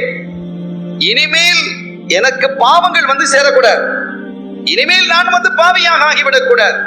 இப்போது நான் பரிசுத்தமாக ஆகிவிட்டேன், தூய்மையாகிவிட்டேன். இஸ்லாத்துக்கு வந்துட்டா பரிசுத்தம் தூய்மையெல்லாம் வர்ற வழியிலே கேட்டுட்டு வந்திருப்பாங்க இஸ்லாத்தை பத்தி. எல்லா இஸ்லாத்தை பற்றி தெரிந்து கொண்ட அந்த பெண்மணி சொல்கிறார், இனிமேல் நான் பாவத்தின் பக்கம் திரும்பி விடக் கூடாது, என்னுடைய ஈமான் பாவத்திலே ஆட்பட்டு விடக் கூடாது நாயகமே. எனவே நான் அல்லாஹ்வின் சமூகம் வந்து சேர்வதற்கு விரும்புகிறேன், எனக்காக நீங்கள் துஆ செய்யுங்கள். இதற்கு பிறகு இந்த வாழ்வதற்கு நான் விரும்பவில்லை, இந்த பரிசுத்தத்திலேயே உங்களினுடைய சன்னிதானத்திலேயே நான் வஃபாத்தாக வேண்டும் என்று நெற்றியை வைத்திருந்தவள் எடுக்கவில்லை, அதே இடத்தில் வஃபாத்தாகி போனாள். சரி, உமர் ரலியல்லாஹு அன்ஹு அழுதுட்டான். எவ்வளவு பெரிய பாக்கியம்! நாம் என்ன சொல்ல வந்தோம்? ஜன்னத்துல் பக்கீல அடக்கப்பட்டது, உமர் ரலியல்லாஹு வைக்கிறாங்க, சஹாபியத்து பெண்களால் குளிப்பாட்டப்பட்டு எவ்வளவு பெரிய பாக்கியம்! உமர் ரலியல்லாஹு அன்ஹு அவர்கள் தொலை வைக்க சஹாபிகள் தாபியீன்கள் எல்லாம் நின்று தொலை புனிதமான ஜன்னத்துல் பக்கீயிலே அடக்கப்பட்டார்கள் என்ற ஹதீஸை நாம் பார்க்கிறோம், வரலாற்றை குறிப்பை பார்க்கிறோம். நாம் என்ன சொல்ல வருகிறோம்? இந்த பெண்மணிக்கு இந்த பாக்கியம் கிடைப்பதற்கு என்ன காரணம்? கொஞ்சம் யோசிக்கணும். என்ன காரணம்? அவருடைய வாழ்நாளில் அல்லாஹ்வுக்கு பிடித்தமான ஏதாவது ஒரு காரியத்தை அவர் செய்திருப்பார். அல்லாஹ் அந்த பாக்கியத்தை கொடுத்தான், ஈமானை கொடுத்தான். ஈமானை கொடுத்தது மாத்திரமல்ல, அந்த ஈமான் கொண்ட அந்த பரிசுத்த நிலையிலேயே தன் பக்கம் அழைத்துக் கொண்டான் என்றால் வாழ்நாளில் அவள் ஏதாவது ஒரு சிறந்த காரியத்தை இவர் செய்திருக்க வேண்டும். அது நம் மனிதர்களினுடைய பார்வையில் சின்னஞ்சிறிய காரியமாக கூட இருக்கலாம், ஆனால் அல்லாஹ்வுக்கு அது பெண்ணும் பெரிய காரியமாக இருக்கும். கண்ணியத்திற்குரிய பெருமக்களே, அது போன்று ஒரு மனிதரிடத்திலே ஒரு நல்லது தென்படுமையானால் அவரை நல்லவராக சுட்டி காட்டுவதற்கு, அதுவும் குறிப்பாக ஹஜ்ரத் அபூ தாலிப் அவர்களை சிறந்தவர், வல்லவர், ஸல்லல்லாஹு அலைஹி வஸல்லம் அவர்களுக்காக துணை நின்றவர், அவர்களுக்காக எல்லா விதத்திலேயும் பாதுகாப்பாக நின்றவர்கள் என்றெல்லாம் எல்லோருக்கும் தெரியும் இல்லையா? அவர்களுக்காக எப்படி ஒரு ஹிஸ்னாக, கோட்டையாக அவர்கள் இருந்தார்கள். அப்படிப்பட்ட அபூ தாலிப் அவர்களை பற்றி ஒரு நல்ல செய்தி கிடைக்கிறது என்றால் அதைத்தான் தூக்கி பிடிக்க வேண்டும். அதுதான் ஈமானினுடைய அடையாளம் என்பதை நான் இங்கே வலியுறுத்தி சொல்வேன். சங்கைக்குரியவர்களே, அபூ தாலிப் அவர்கள் மரணித்த பொழுது அடக்கம் செய்வதற்கு அலிநாயகத்தை ஏவுறாங்க. ஸல்லல்லாஹு சொல்றாங்க, கால இதுஹப் ஃபவாரி அபாக் வலா தஹததன்ன ஷைஅன் ஹத்தா தஅதியனி. நீங்க போய் உங்க வாப்பாவை நீங்க அடக்கம் செஞ்சுட்டு என்ற வாங்க. நீங்க அடக்கி முடித்ததற்கு பிறகு என்னிடத்தில் வரும் வரை நீங்கள் எதையும் பேச வேண்டாம் சொல்றாங்க. முடிச்சுட்டு வந்துட்டாங்க, ஒரு இடத்துல நிக்கிறாங்க, வந்து முடிஞ்சு வர்றாங்க. அப்போ அலிநாயகம் சொல்றாங்க, நான் வந்த பொழுது நான் அவர்களை என்னுடைய தந்தையை குளிப்பாட்டி கஃனிட்டு எல்லாம் முறையா அடக்கிட்டு வந்த பொழுது எனக்காக ஒரு துஆவை செய்தார்கள். யார்? ஸல்லல்லாஹு அலைஹி வஸல்லம் துஆ செஞ்சாங்க. அந்த துஆ பிதஅவாத்தின் மா யசுர்ருனி அன்னலி பிஹின்ன மா அலல் அர்தி மின் ஷை. அப்படி ஒரு துஆவைக்கு நிகராக இந்த உலகத்தில் எதுவும் இல்லை. அப்படி நான் சந்தோஷப்படக்கூடிய அளவிற்கு அவர்களுடைய துஆ அமைந்திருந்தது என்று குறிப்பிடுகிறார்கள். எப்போ? அந்த ஜனாசா அடக்கப்பட்ட நேரத்தில் செய்யப்பட்ட துஆ. இங்கே நாம் பார்க்கிறோம், ஒரு தந்தை, அதுவும் ஹஜ்ரத் அலி நாயகம் ரலியல்லாஹு தஆலா அன்ஹு அவர்கள் தன்னுடைய தந்தை அபூ தாலிப் அவர்கள் நரகத்திற்கு செல்வதை ஒருபோதும் விரும்ப மாட்டாங்க. யாரும் விரும்ப மாட்டாங்க. எந்த தந்தையும் எந்த மகனும் தன்னுடைய தந்தை போறதுக்கு விரும்ப மாட்டாங்க. அலி நாயகம் விரும்புவாங்களா? நான் சந்தோஷிக்கும் அளவிற்கு அந்த துஆக்கள் இருந்தது என்று சொல்ல இப்னு அப்பாஸ் ரலியல்லாஹு தஆலா அன்ஹுமா அவர்கள் குறிப்பிடுகிறார்கள், ரயீசுல் முஃபஸ்ஸிரீன், பல ஹதீதுகளை அறிவித்தவர்கள், திருக்குர்ஆனுக்கு விளக்கம் சொல்வதற்கு முதன்மையானவர்கள், தகுதியானவர்கள், தலைவரானவர்கள். அப்படிப்பட்ட இப்னு அப்பாஸ் ரலியல்லாஹு தஆலா அன்ஹுமா அவர்கள் சொல்கிறார்கள், ஆத ஸல்லல்லாஹு அன்னன் நபிய ஸல்லல்லாஹு அலைஹி வஸல்லம் ஆத மின் ஜனாஸத்தி அபி தாலிப். அபூ தாலிப் அவர்கள் அடக்கம் செய்து முடித்ததற்கு பிறகு வீட்டுக்கு வந்தாங்க. வந்த பொழுது அவங்க என்ன செஞ்சாங்க, அவங்க வந்தாங்க. யாரு? அடக்கம் முடித்ததுக்கு பிறகு அபூ தாலிப் அவர்களிடத்துல வர்றாங்க. அந்த ஜனாஸா மைய அந்த கபர் இடத்திலே வருகிறார்கள். வந்து சொன்னார்கள், வசலத்துக்க ரஹம், வசலத்துக்க ரஹம், உங்களினுடைய குடும்பம் முழுவதும் சேர்ந்து வந்திருக்கிறது, உங்களினுடைய குடும்பம் முழுமையாக சேர்ந்து வந்திருக்கிறது. என்னுடைய சாச்சா, அல்லாஹ் உங்களுக்கு மகத்தான கூலியை தருவானாக சொல்றாங்க. யார் அறிவிக்கிறாங்க? இப்னு அப்பாஸ் நாயகம் அறிவிக்கிறாங்க. எவ்வளவு பெரிய சஹாபி! ஹதீஸ் அறிவிப்பாளர், அறிவிக்கக்கூடிய சஹாபிகளில் முதலிடம் பெற்றிருக்கக்கூடிய பெருமக்கள். குர்ஆனுக்கு அவர்களை விட வேறு யாரும் சிறந்த விளக்கத்தை தர முடியாத இப்னு அப்பாஸ் ரலியல்லாஹு தஆலா அன்ஹுமா அவர்கள் சொல்கிறார்கள், ஸல்லல்லாஹு அலைஹி வஸல்லம் அவர்கள் ஜனாஸா அடக்கம் செய்து முடித்ததற்கு பிறகு வந்து சொன்னாங்க, வஸலத்துக்க ரஹம், முழு குடும்பமும் உங்களை சேர்ந்து வந்திருக்கிறது. என்னுடைய சாச்சா, உங்களுக்கு மகத்தான கூலி வழங்கப்படும், மகத்தான கூலி வழங்கப்பட இருக்கிறது என்ற செய்தியை இப்னு அப்பாஸ் ரலியல்லாஹு தஆலா அவர்கள் அறிவிக்கிறார்கள் என்பதை எண்ணி பார்க்கும் பொழுது, அபூ தாலிப் அவர்கள் அஸ்னல் மதாலிப் ஃபீ நஜாத்தி அபி தாலிப் என்ற ஒரு கிதாபையே இமாம் சுயூத்தி ரஹ்மத்துல்லாஹி அலைஹி அவர்கள், அபூ தாலிப் அவர்கள் நஜாத் பெற்றவர்கள், வெற்றி அடைந்தவர்கள், சுவனப்பதி சேர்ந்தவர்கள் என்ற ஒரு கிதாபையே அவர்கள் எழுதியிருக்கிறார்கள். இதுக்கு பெயரே அப்படி பெயரிட்டு இருக்கிறாங்க. அருமையானவர்களே, இதெல்லாம் விட்டுருவோம், இது எல்லாத்தையும் விட்டுருவோம். அதெல்லாம் நம்ம ஏத்துக்க முடியாது, லைஃப் ஆனது அப்படி இப்படின்னு சொன்னா, இது மற்றவங்களுக்கு நான் பேசல, சுன்னத்துல் ஜமாத்தினுடைய உலமாக்களுக்குத்தான் இதை நான் பேசிக் கொண்டிருக்கிறேன். மற்றவர்களை பற்றி அவர்கள் எந்த ஒன்றிலும் ஒத்து வரப்போவது இல்லை. அவர்களை பற்றி எல்லாம் நான் பேசிக் கொண்டிருக்கவில்லை, அவர்களுடைய கருத்துக்கு மறுப்பை தெரிவித்துக் கொண்டிருக்கவில்லை. சுன்னத்துல் ஜமாத்தினுடைய உலமாக்களில் சிலர் இதை தூக்கி பிடித்திருக்கிறார்களே என்பதற்காக இதை நாம் சொல்கிறோம். எல்லாவற்றையும் அவர்கள் அது லைஃப், இதை ஏற்றுக்கொள்ள முடியாது என்று பல காரணங்களை சொன்னாலும் எல்லாத்தையும் விட்டுருவோம். ஒரே ஒரு ஆயத் அல்லாஹ் குர்ஆனில் சொல்கிறான், வல சௌஃப யுஅதீக ரப்புக ஃபத்தர்பா. இந்த ஒரு ஆயத்தை நீங்க எடுத்துக்கங்க. அல்லாஹ் என்ன சொல்றான், கியாமத்திலே ரப்பு உங்களுக்கு தருவான். எந்த அளவுக்கு தருவான்? நீங்கள் பொருந்தி கொள்ளும் அளவிற்கு அல்லாஹ் உங்களுக்கு வழங்குவான். நம்ம கேட்கிறோம், இந்த ஆயத்து போதாத நமக்கு? உங்களுடைய ரப்பு உங்களுக்கு நீங்கள் பொருந்தி கொள்ளும் அளவிற்கு உங்களுக்கு தருவான் என்று சொன்னால், ஸல்லல்லாஹு அலைஹி வஸல்லம் அவர்கள் தன்னுடைய சிறிய தந்தை அபூ தாலிப் அவர்கள் நரகத்திற்கு போவதை பொருந்துவார்களா? இது யாரும் அங்கீகரிக்க மாட்டாங்க, யாருமே அங்கீகரிக்க மாட்டார்கள். எந்த கொள்கை உடையவரும் அங்கீகரிக்க மாட்டாங்க. ஆக அல்லாஹ்வே தெளிவுபடுத்துகிறான், நீங்கள் எதை பொருந்துகிறீர்களோ அதெல்லாம் தந்துடுவேன், நீங்க என்ன பொருந்துகிறீர்களோ அதையெல்லாம் நான் உங்களுக்கு வழங்குவேன் என்று ரப்புல் ஆலமீன் அல்லாஹ் ஜல்ல ஷானஹு வ தஆலா அருளியதற்கு பிறகு இதை ஒரு சர்ச்சையாக பார்ப்பது என்பது மதியீனம். இதை ஒரு சர்ச்சையாக பேசுவது என்பது மதியீனம். இவ்வளவு தெளிவாக அல்லாஹ் சொல்லிவிட்டான், நீங்கள் பொருந்தி கொள்ளும் அளவிற்கு நான் உங்களுக்கு வழங்கி விடுவேன் என்று ரப்பு தஆலா அறிவித்ததற்கு பிறகு நிச்சயமாக இஸ்லாத்திற்காக, இஸ்லாத்தினுடைய உயர்வுக்காக, இஸ்லாமியத்தை ஏற்றுக்கொண்ட சஹாபாக்களுக்காக, தன்னை பாதுகாப்பதற்காக எவ்வளவு பெரிய தியாகத்தை செய்த ஒரு அற்புதமான பெரும் மனிதர் இல்லையா அபூ தாலிப்? எனவே சய்யிதுனா அபூ தாலிப் ரலியல்லாஹு அன்ஹு என்று நாம் சொல்லுவோம். கண்ணியத்திற்குரிய பெருமக்களே, அப்படிப்பட்டவர்களினுடைய இழப்பு, மரணம் என்பது சய்யிதுனா கண்மணி நாயகம் ஸல்லல்லாஹு அலைஹி வஸல்லம் அவர்களுக்கு எவ்வளவு பெரிய வேதனையை தந்திருக்க வேண்டும் என்று நாம் உணர முடிகிறது. இதே போன்று எல்லா காலகட்டத்திலும் துணையாக இருந்தவர்கள் அன்னையர் திலகம் சய்யிதத்துனா ஹதீஜா நாயகி ரலியல்லாஹு தஆலா அன்ஹா அவர்கள். அபூ தாலிப் நாயகம் மௌத்தாய் 3வது நாள் என்று அதுல கருத்து வேறுபாடு இருக்குது. 10 நாள், ஒரு வாரம் கழிச்சு என்று பலவிதமாக இருந்தாலும் 3வது நாள் என்பதில் வலிமையான கருத்துக்கள் இருக்கிறது. மொத்தத்தில் அதே வருடம், அந்த வருடத்திலேயே மௌத்தாகிவிட்டதின் காரணத்தினால் அவர்களுக்கு மிகுந்த பெரிய சங்கடம் ஏற்பட்டது. ஆயிஷா நாயகி ஒருத்தர் கேட்கலையா, ஸல்லல்லாஹு அலைஹி ஹதீஜா நாயகியினுடைய சகோதரி ஹாலா ரலியல்லாஹு தஆலா அன்ஹா, ஹாலாவுடைய மகன் ஹதீஜா நாயகியினுடைய சகோதரி, சொந்த உடன் பிறந்த சகோதரி ஹாலா நாயகி, ஹாலாவுடைய மகன் அபுல் ஆஸ், அவங்க தான் யாரை கல்யாணம் முடிச்சிருந்தாங்கன்னு சொன்னா கதீஜா நாயகியினுடைய மூத்த மகள் ஜைனப் நாயகியை கல்யாணம் முடிச்சிருந்தாங்க. அந்த செய்திகளை நாம் விரிவாக பின்னால் பேசுவோம் இன்ஷா அல்லாஹ். அந்த செய்தி பின்னால வர இருக்குது. அவங்களுடைய கல்யாணம் பத்தி இல்ல, கல்யாணம்லாம் முடிஞ்சிருச்சு. இந்த காலகட்டத்திலாம் கல்யாணம் முடிஞ்சிருச்சு.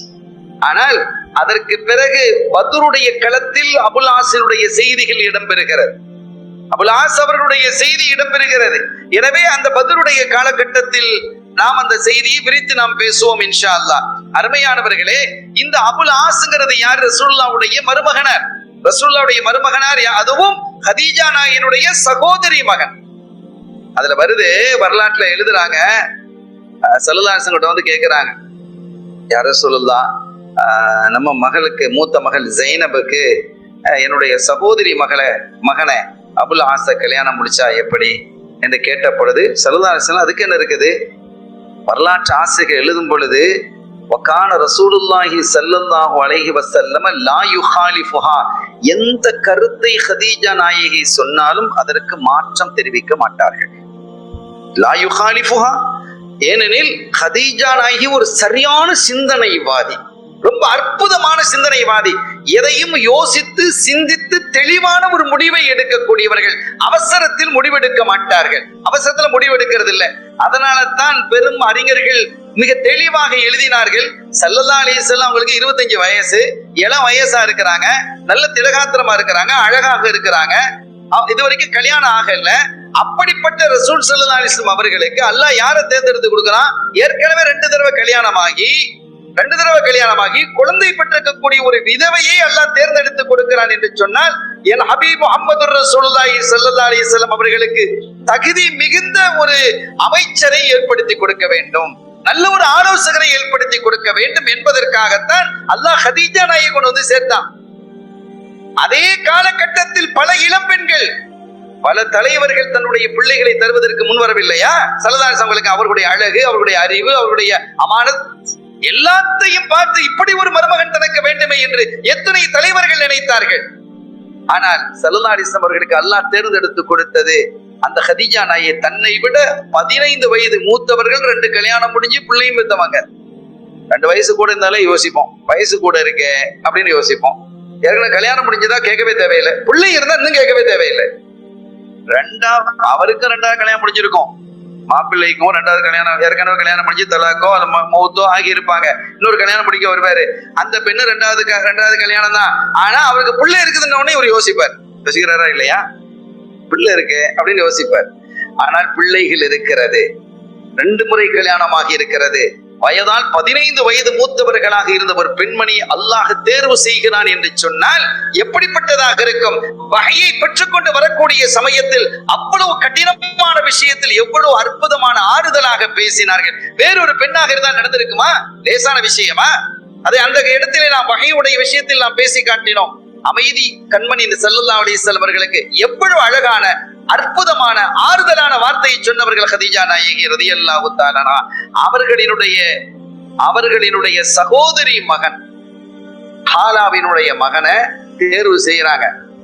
நாயகமே, ஜைனபுக்கு என்னுடைய சகோதரிமான் ஹாலாவுடைய மகன் அபுல் ஆஸ கல்யாணம் முடிச்சு வச்சா எப்படி அப்படின்னா, அதுக்கு என்னமா, நல்ல பையன், நல்ல கெட்டிக்காரன், திறமையானவன், நல்ல ஒழுக்கமான பையன் என்பதை ஸல்லல்லாஹு அலைஹி வஸல்லம் அவர்கள் சொல்லிவிட்டு ஒரு கட்டத்துல சொன்னாங்க, அருமையான மருமகன் அப்படின்னு சொன்னாங்க. பிந்திய காலத்துல சொன்னாங்க, பிந்திய காலத்தில் சொன்னார்கள் அருமையான மருமகன். இன்னொன்றையும் நான் சொல்றேன், வரலாற்றுல பின்னால நம்ம பேச இருக்கிறோம். ஆனால் ஆரம்ப காலத்தில் அபுல் ஆஸ் இஸ்லாத்தை ஏத்துக்கடல. பத்ர் களத்தில் ஸல்லல்லாஹு அலைஹி வஸல்லம் அவர்களை எதிர் அணியில் தான் நின்றார். அபுல் ஆஸ் எங்க இருந்தாங்க? குறைஷிகளினுடைய அணியில் தான் நின்றார். முஸ்லிம்களுடைய அணியில் அபுல் ஆஸ் இருக்கவில்லை. அது நீண்ட வரலாறு, அற்புதம். ஏன் அல்லாஹ் அப்படி வைத்தான் என்பதை எல்லாம் அறிஞர்கள் தெளிவாக எழுதுகிறார்கள். அதற்கு பிறகு ஹிஜ்ரி 6ஆம் ஆண்டுதான் ஹுதைபியாவினுடைய காலகட்டத்தில் தான் அபுல் ஆஸ் ரலியல்லாஹு தஆலா அன்ஹு சத்திய இஸ்லாமியத்திற்கு வருகிறார்கள்.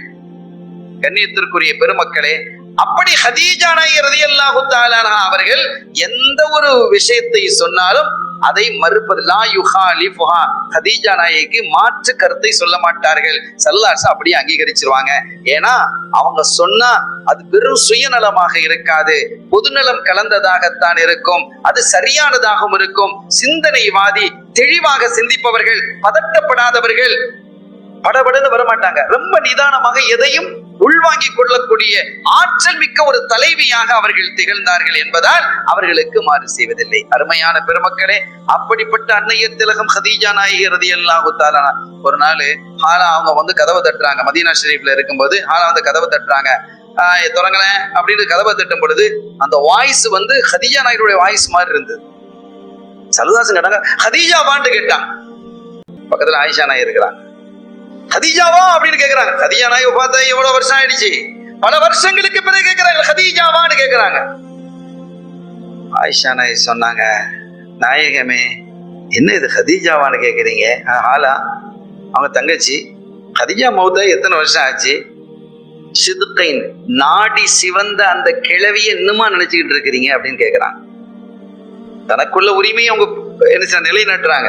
ஆயிஷா நாயகி நம்ம வேகமான நல்ல புத்திசாலி இல்ல, ரசூல் என்னை அதிகமாக நேசிக்க வேண்டும் என்று ஒவ்வொரு மனைவியும் நினைத்தார்கள். ஸல்லல்லாஹு அலைஹி வஸல்லம் அவர்களுக்கு மிகப்பெரிய மனைவியாக இருக்க வேண்டும் என்று ஸைனப் நாயகி, ஜுவைரியா நாயகி, ஹப்ஸா நாயகி என்று எல்லாரும் நினைத்தார்கள். ஆயிஷா நாயகி விதிவிலக்கா, அவங்க தான் தலைமையா இருப்பாங்க. அவ்வளவு பெரிய பேரன்பு மிக்கவர்களாக இருந்தார்கள். ஆயிஷா நாயகி ரலியல்லாஹு தஆலா என்ன நாயகமே, அந்த நாடி சிவந்த பெண்ணையா, இன்னும் அந்த பெண்ணையான்னு கேட்டாலும் பரவாயில்ல, அந்த கிழவியவான்னு நினைச்சுக்கிட்டு இருக்கிறீங்க. எல்லாம் உங்களுக்கு எவ்வளவு அழகான இளமையான அறிவான பெண்ணை எல்லாம் தந்திருக்கிறான். தன்னைத்தான் சொல்றாங்க, உங்களுக்கு அழகான அறிவான இளமையான பெண்ணை எல்லாம் தந்திருக்கிறான். அவள் அப்படி சொன்னாலும் பரவாயில்ல. அதுக்கு அடுத்து ஒரு வார்த்தையை சொல்றாங்க, ஹதீஜாவை விட ஒரு சிறந்த பெண்ணை உங்களுக்கு தந்திருக்கும் பொழுது நீங்கள் ஏன் அந்த கிழவியை நினைத்துக் கொண்டு இருக்கிறீர்கள் என்று சொன்ன மாத்திரத்தில் ரசூல் ஸல்லல்லாஹு அலைஹி வஸல்லம் பதில் சொன்னாங்க, மா ரஸகனி அல்லாஹு கைரம் மின்ஹா, ஹதீஜாவை விட ஒரு சிறந்த பெண்ணை அல்லாஹ் எனக்கு தரவில்லை என்றார். எவ்வளவு சிறந்த பெண்மணி! கமுல மினர் ரிஜாலி கஸீருன் أو كما قال عليه الصلاة والسلام كمل من الرجال كثير ولم يكمل من النساء إلا ثلاث. ஆண்களில் பூரணமானவர்கள் என்றால் பல பேர் இருக்கிறாங்க, நிறைய பேர். காமிலானவர்கள் என்று எடுத்துக்கொண்டா நபிமார்கள் எல்லாம் காமிலானவங்க தானே. நபிமார்கள், ரசூல்மார்கள் எல்லாரும் காமிலானவர்கள். ஆண்களில் காமிலானவர்கள் நிறைய பேர் இருக்கிறார்கள். பெண்களில் ஒரு ரிவாயத்தில் 3 பேரை குறிப்பிடுகிறார்கள், இன்னொரு ரிவாயத்தில் 4 பேரை ரசூல் ஸல்லல்லாஹு குறிப்பிடுறாங்க. பெண்களில் முழுமை அடைந்தவர்கள், காமிலானவர்கள், பூரணமானவர்கள் 4 பேர் தான். அந்த 4 பேரை குறிப்பிடுறாங்க. ஹதீஜா பின்த் ஹுவைலித், அந்த 4 பேர்ல ஒரு ஆள் ஹதீஜா பின்த் ஹுவைலித், ஃபாத்திமா பின்த் முஹம்மத் ஸல்லல்லாஹு அலைஹி வஸல்லம், மரியம் பின்த் இம்ரான், ஆசியா பின்த் மஸாஹிம் இம்ராத் ஃபிரௌன். 4 பேரை சொல்றாங்க. இந்த 4 பேர் தான் பெண்களில் முழுமை பெற்றவர்கள், காமிலானவர்கள். அந்த 4 பேர்ல ஹதீஜா நாயகி, ஃபாத்திமா நாயகி, மரியம் அலைஹிஸ்ஸலாம், ஃபிரௌனுடைய மனைவி, மஸாஹிமுடைய மகளார் ஆசியா அலைஹிஸ்ஸலாம். இந்த 4 பேரும் தான் பெண்களிலேயே முழுமை பெற்றவர்கள் என்று காத்தமுர் ரசூல் முஹம்மதுர் ரசூலுல்லாஹி ஸல்லல்லாஹு அலைஹி வஸல்லம் அவர்கள் குறிப்பிடுகிறார்கள். இப்படிப்பட்ட ஒரு அற்புதமான ஒரு பெண்மணி ஒரு கட்டத்தில் அவங்க சொன்னாங்க, அந்த ஹதீஜாவை கொண்டுதான் எல்லா மக்களும் என்னை வெறுத்த பொழுது என்னை முதலாவது ஏற்றுக்கொண்ட ஒரு பெண்மணி. எனக்காக வேண்டி எல்லா செல்வத்தையும் தனது செல்வத்தும் அத்தனையும் அர்ப்பணித்த பெண்மணி. அந்த ஒரு மனைவியின் மூலமாகத்தான் அல்லாஹ் எனக்கு குழந்தை பாக்கியத்தையும் தந்திருக்கிறான். வேற மனைவி மூலமா கிடைக்கல தானே. ஆயிஷா நாயகியோ, ஹப்ஸா நாயகி, ஜுவைரியா நாயகி, சௌதா நாயகி, எந்த மனைவி, மைமூனா நாயகி ரலியல்லாஹு தஆலா அன்ஹா, அவர்கள் மூலமாக ஸல்லல்லாஹு அலைஹி வஸல்லம் குழந்தை பாக்கியம் இல்லை. உம்மு ஸலமா நாயகி அவங்களுக்கு எல்லாம் ஏற்கனவே கல்யாணம் முடிஞ்சு வேற கணவர்கள் மூலமாக குழந்தைகள் இருக்குது. அப்போ உம்மு ஸலமா நாயகி எல்லாம் குழந்தை இருக்குதானே செஞ்சது இருக்குது. ஆனால் ரசூல் ஸல்லல்லாஹு அலைஹி வஸல்லம் அவர்களுக்கு அந்த மனைவியின் மூலமாக குழந்தைகள் பாக்கியம் கிடைக்கவில்லை. ஹதீஜாவின் மூலமாக மட்டுமே எனக்கு கிடைத்திருக்கிறது. அந்த பாக்கியத்தை அல்லாஹ் ஹதீஜா நாயகி மூலமாக அல்லவா எனக்கு தந்தான் என்று கண்மணி நாயகம் முஹம்மது ரசூலுல்லாஹி ஸல்லல்லாஹு அலைஹி வஸல்லம் குறிப்பிடுகிறார்கள். ஹதீஜா நாயகியினுடைய அந்த மனாகிப் என்ற ஒரு தனி பாடத்தை அறிஞர்கள் எழுதுவார்கள். அவ்வளவு சிறப்புகளை குறிப்பிட்டு காட்டுவார்கள். அந்த நாயகியினுடைய பேரன்பு மிக்கவர்களாக அல்லாஹ் நம்மை ஆக்கி வைப்பானாக. அந்த பெருமாட்டியும் அதே காலத்தில் மரணித்த பொழுது 2 தூண்கள், துணையாக நின்ற 2 தூண்கள் சாய்ந்த பொழுது ஸல்லல்லாஹு அலைஹி வஸல்லம் அவர்கள் மிகுந்த வேதனைக்கு ஆளானார்கள். எனவே அந்த ஆண்டுக்கு ஆமுல் ஹுஸ்ன், கவலைக்குரிய ஆண்டு என்று பெயரும் வந்தது. சஹாபிகள் அதுக்கு அப்படிதான் பெயரிட்டாங்க, ஆமுல் ஹுஸ்ன், கவலைக்குரிய ஆண்டு என்று. பண்ணப்பட்டான். தனது ஹபீப் முஹம்மதுர் ரசூலுல்லாஹி ஸல்லல்லாஹு அலைஹி வஸல்லம் அவர்கள் கடுமையான வேதனை அடைகிறார்கள் என்பதை பார்த்த ரப்புல் ஆலமீன் அல்லாஹ் ஜல்ல ஷானஹு வ தஆலா அவர்களுடைய இதயத்திற்கு அற்புதமான ஒரு மகிழ்ச்சி, ஒரு சந்தோஷத்தை, நிறைவை தர வேண்டும் என்று விரும்புகிறான். அந்த விரும்பியதனுடைய வெளிப்பாடுதான் விண்ணுலக பயணம், மிஅராஜ். 4 கட்டமாக இது அமையும். மிஅராஜ்ங்கிறது 4 கட்டமாக அமையும் என்று அறிஞர்கள் சொல்லுவார்கள். 1, மக்காவிலிருந்து பைத்துல் மக்தஸ். 2, பைத்துல் மக்தஸிலிருந்து முதல் வானம். 3, முதல் வானத்திலிருந்து 7 வானங்களை கடந்து சிதறத்துல் முன்தஹா. 4, சிதறத்துல் முன்தஹாவிலிருந்து அல்லாஹ்வினுடைய தரிசனம். 4 வகையாக அமையும். இந்த 4ம் நீண்ட பயணம், நீண்ட செய்திகளுக்கு உட்பட்டது. ஒவ்வொரு இடையிலேயும் பல்வேறு செய்திகள், பல நிகழ்வுகள் ஆச்சரியமாக இருக்கிறது. குறிப்பாக இமாம் சதகத்துல்லா அப்பா ஒளிய நாயகம் ரலியல்லாஹு தஆலா அன்ஹு அவர்களுடைய வித்ரியாவில் மிஅராஜினுடைய விஷயத்தை எழுதின மாதிரி வேற எதையும் பார்க்க முடியாது. இன்னும் சொல்ல போனா மிஅராஜினுடைய விஷயத்தை வித்ரியாவில் பார்ப்பது போன்று வேறு எதிலும் பார்க்க முடியுமா என்று ஆச்சரியம். அவ்வளவு அற்புதமாக எழுதியிருக்கிறார்கள். அதற்கு ஐத்ரியா, நஃபஹாத்துல் ஐத்ரியா என்று ஒரு ஷரஹ் இருக்கிறது. அந்த ஷரஹை பார்த்தால் புதினமாக இருக்கும். அவ்வளவு ஆச்சரியம், அற்புதம், அழகு. அப்படி சூரியன் மழை பொழிவது போன்று அதனுடைய கருத்துக்களை பார்க்கும் பொழுது ஆச்சரியமாக இருக்கும். அதிலிருந்து பல்வேறு தகவல்களை இன்ஷா அல்லாஹ் நான் இங்கே சொல்வதற்கு இருக்கிறேன். அருமையானவர்களே, இங்கே ஓதப்பட்ட கிராத்தும் கூட அந்த மிஅராஜ் சம்பந்தப்பட்ட வசனங்கள் தான் ஓதப்பட்டது. இந்த மிஅராஜ் சில மிக சொற்ப அறிஞர்கள், மிக மிக சொற்ப அறிஞர்கள் சொல்லுகிறார்கள், மிஅராஜ் நடந்தது உண்மை, ஆனால் அது நேரில் அல்ல, கனவில் அப்படின்னு ஒரு சில அறிஞர்கள், மிக மிக சொற்பமான அறிஞர்கள். ஆனால் எல்லா பெரும்பாலான அறிஞர்களும், மூத்த அறிஞர்கள், வலிமையான அறிஞர்கள், சிறந்த அறிவாளிகள், முஃபஸ்ஸிரீன்கள், முஹத்திதீன்கள், ஆரிஃபீன்கள், ஆஷிகீன்கள் எல்லாரும் ஏற்றுக்கொண்டார்கள். இல்லை, ஸல்லல்லாஹு அலைஹி வஸல்லம் அவர்கள் மிஅராஜ் அவர்களுடைய ரூஹோடும் ஜஸதோடும் நடந்தது என்பதை அவர்கள் குறிப்பிடுவார்கள். ஒரு சிலர் மாத்திரம் இல்லை, அது மனாமிலே நடந்தது. மனாமிலே நடந்ததை யாராவது பெருசா பேசுவாங்களா? யாராவது பெருசா இன்காரெல்லாம் தேவையில்லையே. கனவுல நான் நைட்ல அமெரிக்கா போயிட்டு வந்துட்டேன் அப்படின்னு நான் சொன்னா நீங்க மறுக்கிறதுக்கு என்ன இருக்கு? நான் 7 வானம் கடந்து அரிசுக்கு கீழே போய் உட்கார்ந்திருந்தேன்பா அப்படின்னு ஒருத்தன் சொன்னான்னு வச்சுங்க, கனவுல காணலாம் தானே? இது ஒரு பெரிய வேடிக்கையா? முடியாத ஒன்றா? கனவிலே காணலாம். ஆனால் இவ்வளவு சர்ச்சைகள், இவ்வளவு பெரிய விஷயங்கள் பேசப்படுகிறது என்று சொன்னால் கனவிலே கட்டிருந்தால் இவ்வளவு பிரச்சனைகள் வந்திருக்காது. நனவிலே நடப்பதற்கு முதல் ஆதாரமே குர்ஆன் தான். சுப்ஹானல்லதி அஸ்ரா பி அப்திஹி, இரவிலே தன்னுடைய அடியாரை அல்லாஹ் வழி நடத்தி சென்றான் என்று குறிப்பிடுகிறான்.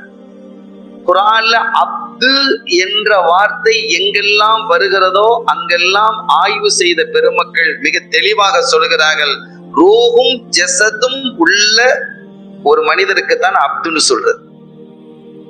அப்து என்பது கனவிலே உள்ள ஒரு விஷயம் அல்ல. கனவுல ஜஸது போகாது, ரூஹ் வேண்டா போகலாம். கனவுன்னு சொன்னா அமெரிக்காவுக்கு போனா ரூஹ் போயிட்டு வரலாம், ஆனா ஜஸது போகாது. இல்ல, கனவுல நம்முடைய உடலே அமெரிக்காவுக்கு போயிருமா, காபாவுக்கு போயிருமா, ரவுதாவுக்கு போயிருமா? இல்லை. நாம் நாகூர் ஷரீஃப்ல இருக்கிறோம், ராத்திரி கனவு காண்ற ரவுதா ஷரீஃப் போயிட்டு வந்த மாதிரி நம் ரூஹ் போயிட்டு வந்திருக்கலாம். ரூஹு அது அதோட சம்பந்தப்படுகிறது, ஆனால் ஜஸது போகவில்லை. ஜஸத் நாகூர் ஷரீஃபில் தான் இருக்கிறது. அதே மாதிரி அப்து என்ற வார்த்தை அல்லாஹ் எதற்கு உபயோகிப்பான்? குர்ஆன் முழுவதும் நெடுகிலும் நீங்கள் எங்கெங்கெல்லாம் அப்து என்று வருகிறதோ ரூஹும் ஜஸதும் சேர்ந்த ஒன்றை தான் அல்லாஹ் அப்து என்று சொல்லி இருக்கிறார். எனவே இது ரூஹோடும் ஜஸதோடும் தான் நடந்தது என்பது மிகவும் உறுதிப்படுத்தப்பட்ட செய்தி. இதிலே கருத்து வேறுபாடு கொள்வதற்கு வழியே இல்லை என்று ஏகோபித்த முடிவாக பெரும் அறிஞர்கள் பேசுவார்கள், ஒரு சில அறிஞர்களை தவிர.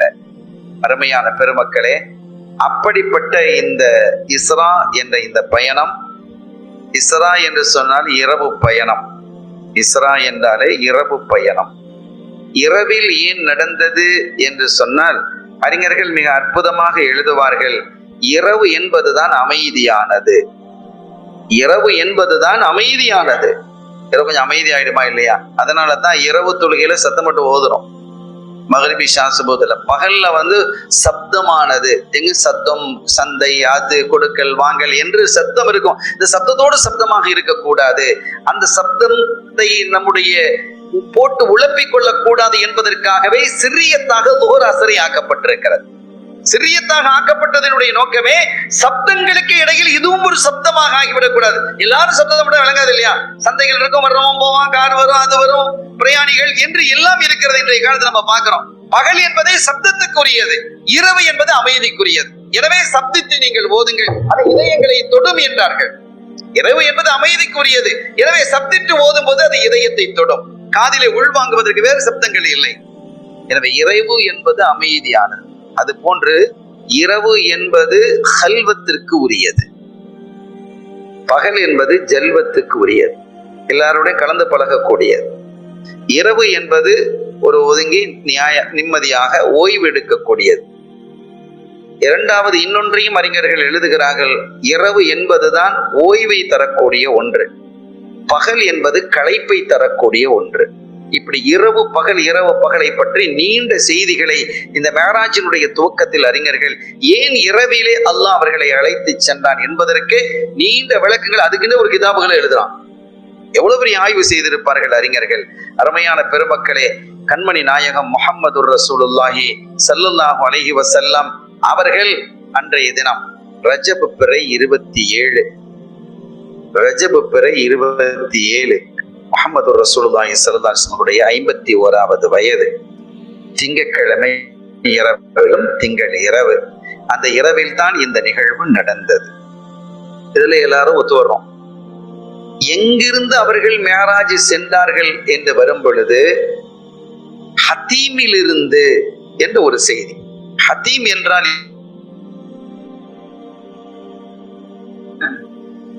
காபாவை சுத்தி ஹிஜ்ர் இஸ்மாயில் இருக்குல்ல, அதான் ஹத்தீம்.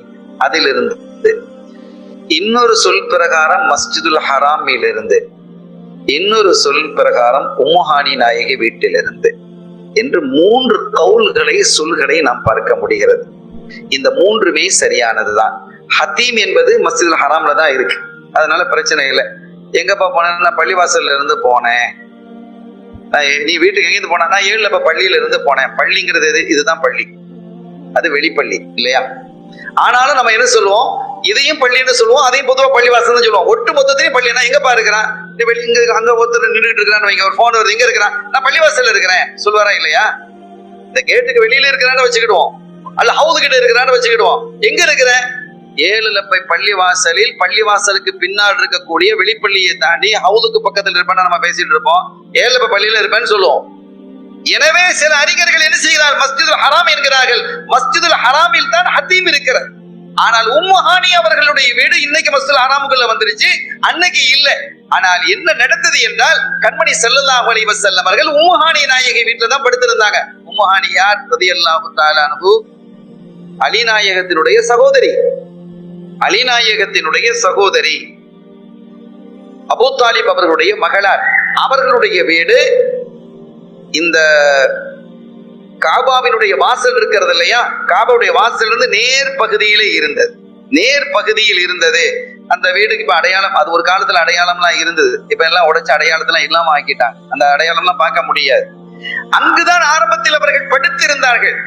எந்த அளவுக்கு என்று சொன்னால், ஒரு 10 வருடங்களுக்கு முன்பாக எல்லாம் அந்த அடையாளம் இருந்தது. அந்த தூணும் இருந்தது, புறாக்கு கட்டப்பட்ட தூணும் இருந்தது, அது மணந்தது. அதெல்லாம் போய் மோக்குறாங்க. ஸல்லல்லாஹு அலைஹி வஸல்லம் படுத்த இடம் இருந்தது, அந்த படுத்த இடத்துல எல்லாருமே படுக்கிறான்.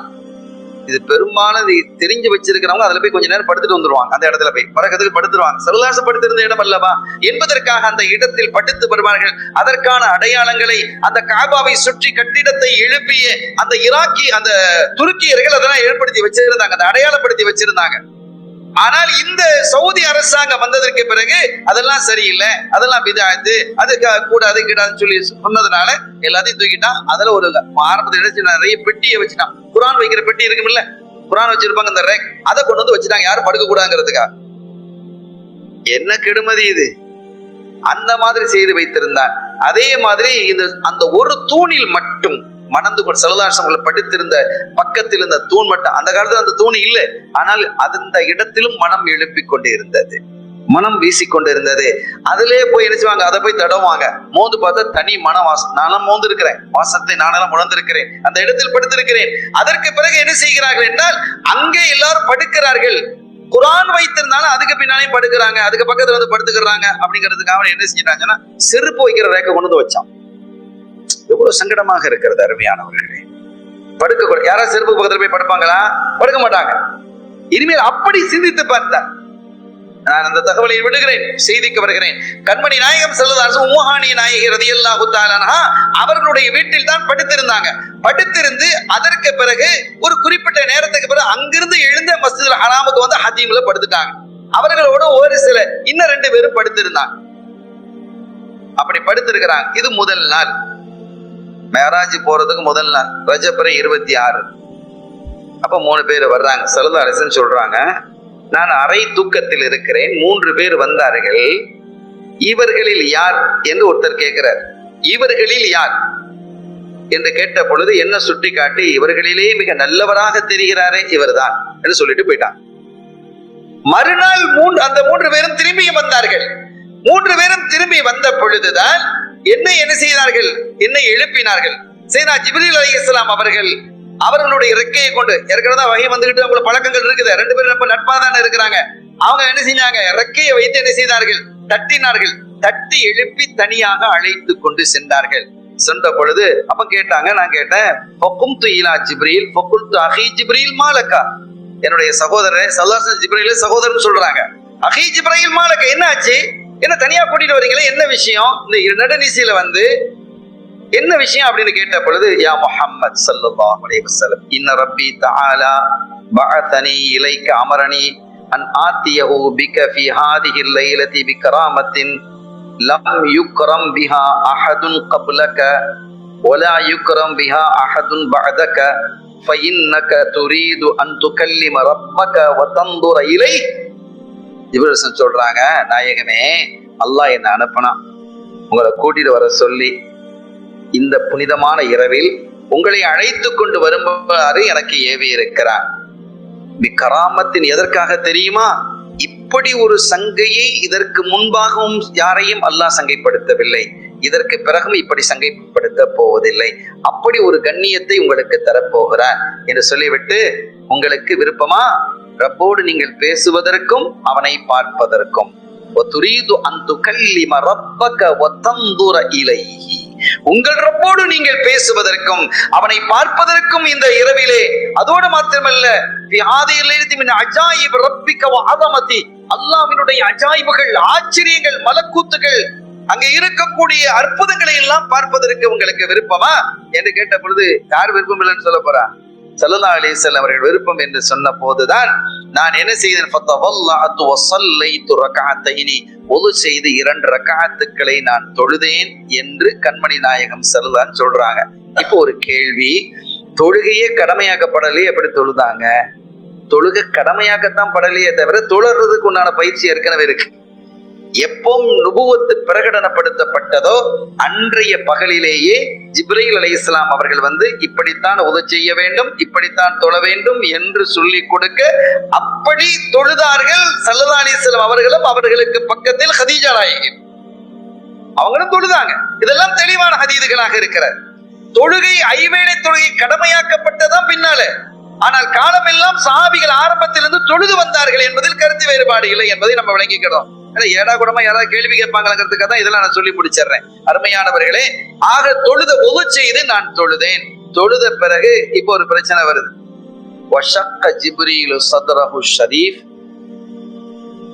அவங்களுடைய நெஞ்சு பிளக்கப்பட்டது.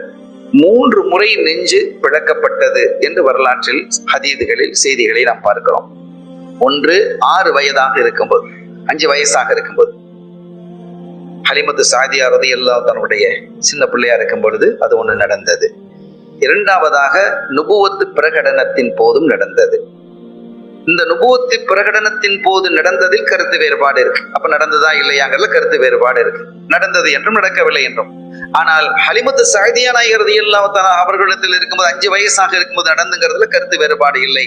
மேராஜின் போதும் இப்படி நடந்ததுங்கிறதுல கருத்து வேறுபாடு இல்லை. இப்போ எதற்காக அந்த நடந்தது என்றால், அங்கிருந்து சில விஷயங்களை எடுத்துவிட்டு சில விஷயங்களை உள்வைப்பதற்காக. அவர்களுடைய இதயம் சுத்தப்படுத்தப்பட்டது என்று என்ன செய்வாங்க, பொதுவா பேசுவாங்க. அது உண்மைதான். சுத்தப்படுத்தப்பட்டதுன்னு சொன்னா ஏற்கனவே அசுத்தமா இருக்குன்னு யாரும் பொருள் கொள்ளக்கூடாது. நஅூதுபில்லா. நம்ம கவனமாக இருக்கணும் இந்த மாதிரி விஷயங்கள்ல. அவங்களுக்கு கல்விருந்து எதையும் எடுத்து வெளியில தூக்கி போட்டுட்டு, அங்க இருந்தது தூக்கி அழுக்க தூக்கி வெளியில போட்டுட்டு, தஸ்து கொண்டு வரப்பட்டது ஒரு படிக்கன், அதுல இருக்கக்கூடிய ஞானத்தை கொண்டு வைக்கப்பட்டது எல்லாம் பேசப்படுகிறது. ஆனால் அப்படி அல்ல. ஒண்ணு நீங்க தெளிவாக புரிந்து கொள்ள வேண்டும். அங்கே உண்மையில் என்ன வைக்கப்பட்டது? கல்வை கழுகப்பட்டது, ஜம்சம் நீரால் கழுகப்பட்டது. ஒரு தங்க படிக்கன் கொண்டு வரப்பட்டு அதிலிருந்து ஹிக்மத் ஞானத்தை அதனுடைய கல்வியிலே வைக்கப்பட்டது என்று ஹதீதுகளிலே வருகிறது. இங்க என்ன அப்படின்னு கேட்டா, அல்லாஹ்வை பார்க்கிறதுக்குன்னு ஒரு தனி சக்தி வேணும். இதுதான் அதுல நடந்தது.